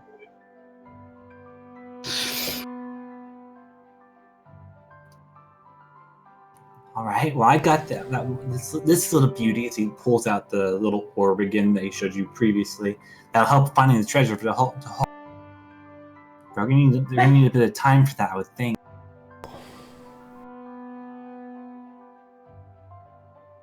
Well, should that be... well... How late in the day is it already? As you kind of looked outside this morning, when you looked out your windows, it's probably early morning. The sun's just so probably around 7, 8 o'clock. Well, if the sun's just now coming up, then I could probably go ahead and go see Claire quickly before she goes to sleep. I'll go with you. No sense in splitting up at this point. I mean, wouldn't it make more sense to split up at this point? Everyone can go do whatever the fuck they want. It's not like we're tied by a job or anything. I don't mind just waiting here. Zalgus just kind of shrugs. I just kind of thought that everyone needed to do some stuff together, so...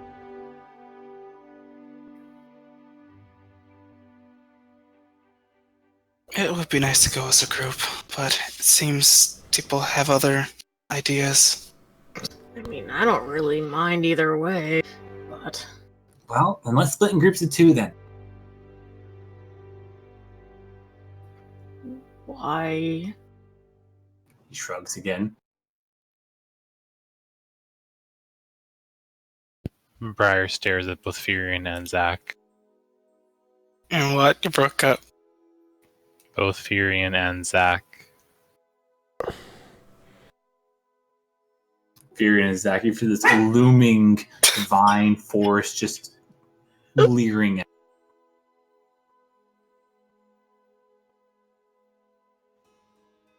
He just cocks an eyebrow over at Briar since she's looking at him. I don't go anywhere with my warlock posse. I need my 2 edgy boys at all times. It's the deity group.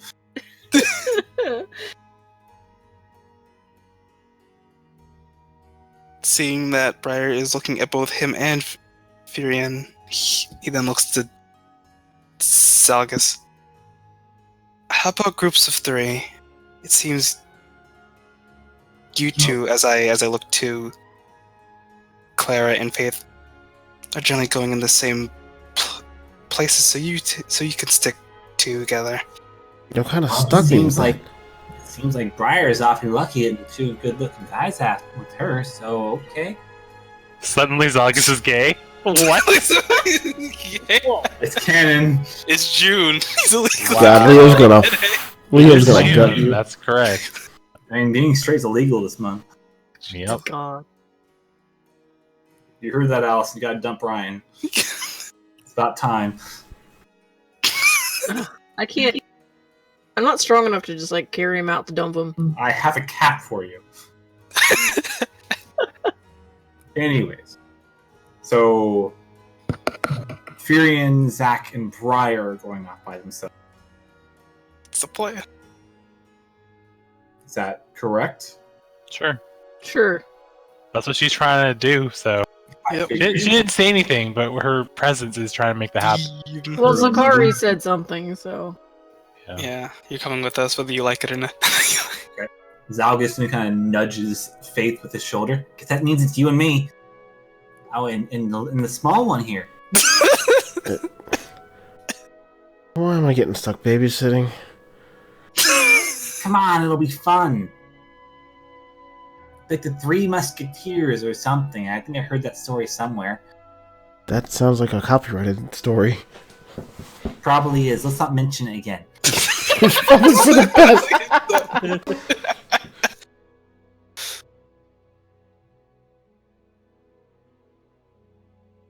All right, then I guess we'll split up and we'll reconvene back here tonight for the wedding. I don't know if I really feel comfortable going to a wedding of people I don't really know. Well, it'd be a good place to get information regarding the treasure. Do you really want to ask it at a wedding for treasure?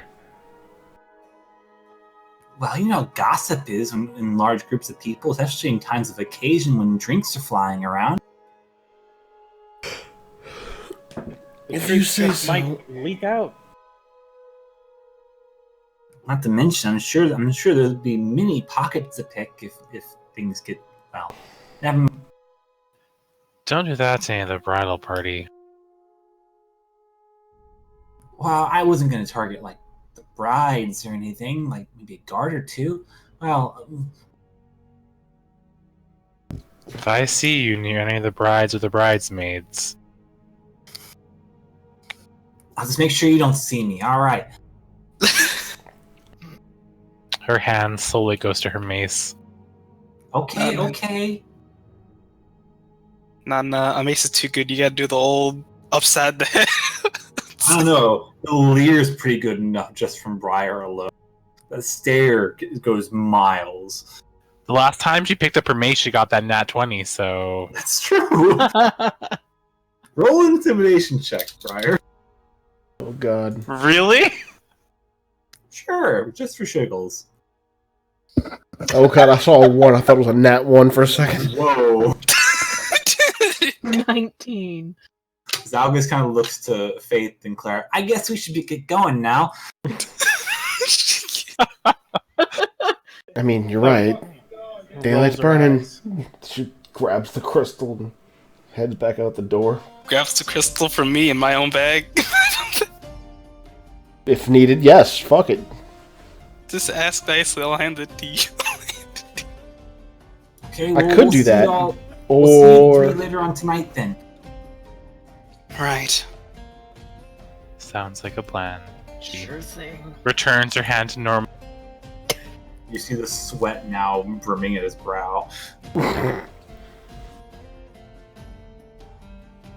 Alright. So as the group splits into 2 for the rest of the festivities for the day and other errands that need to be maintained. We'll go ahead and end tonight's session there. Wow. There was almost combat. Well, I mean, well, there was an attack. yep, preemptive strike, so to speak. Okay, well, good job, guys. We'll pick up next Friday when the groups are split up. I will be doing some text sessions so there'll be 2 of them, one open to each of the 3 of you, so that way you can do some talking while you all are. I gotta go, so I'll see y'all later. Adios. Good night. Drop it along. Yeah. I feel like we could probably get a lot of our side shingles, or shitgles, whatever you want to call them. Side shingles? Yep, side shingles. Okay, so All of our side giggles and shit done. roofers. To be able to at least start as a group for next time.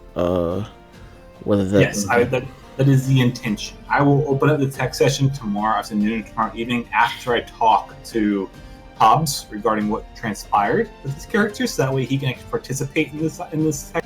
Yeah. And then I'll open it once I confer with him, and then we'll get the tech sessions going so you all can hopefully finish your errands so that the groups rejoin. The unfortunate part about that... Sorry? Finish those errands? Did you finish those errands? Finish those errands? At least someone knows. I know exactly what you're talking about! Sorry. Hold on.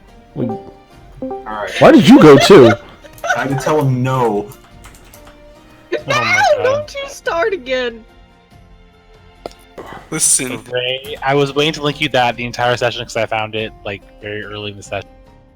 Very What, important. the bird picture? Yes, the bird picture. That's great. That's really great. is it the one that I'm thinking of? The Pyromancer's the best one. No, it's the one I'm thinking of. You're the hacker one. Not anymore. Anyway. But I mean, it's gonna be unfortunate because it won't be streamed what you all do during your little side sessions. But I mean, it's gonna be menial stuff anyways for the most part. Well, the thing is, we can actually post it in the drop down as well. Drop down. In the drop down of the stream, if anybody actually wants to read after it's complete. Yeah, I pretty much have tech sessions as incentives people that want to join the Discord server and read up, because they are open to. There's that too.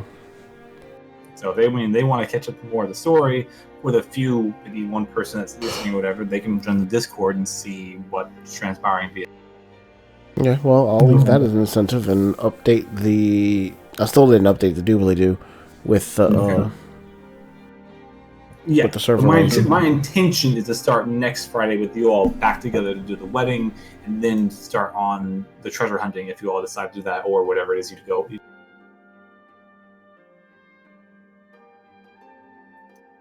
But yeah, that's all I got for you guys. I'm making a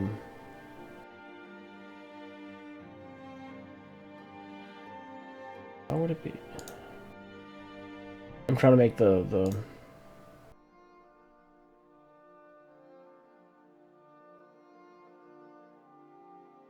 there we go. Alright. I'm trying to make a link to put in my descriptor thing.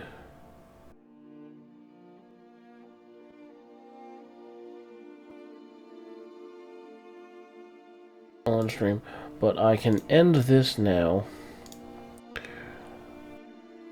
As always, thank you for coming by, visiting, watching, enjoying the new AFK screen. Please continue to enjoy that when you see it. Hopefully today was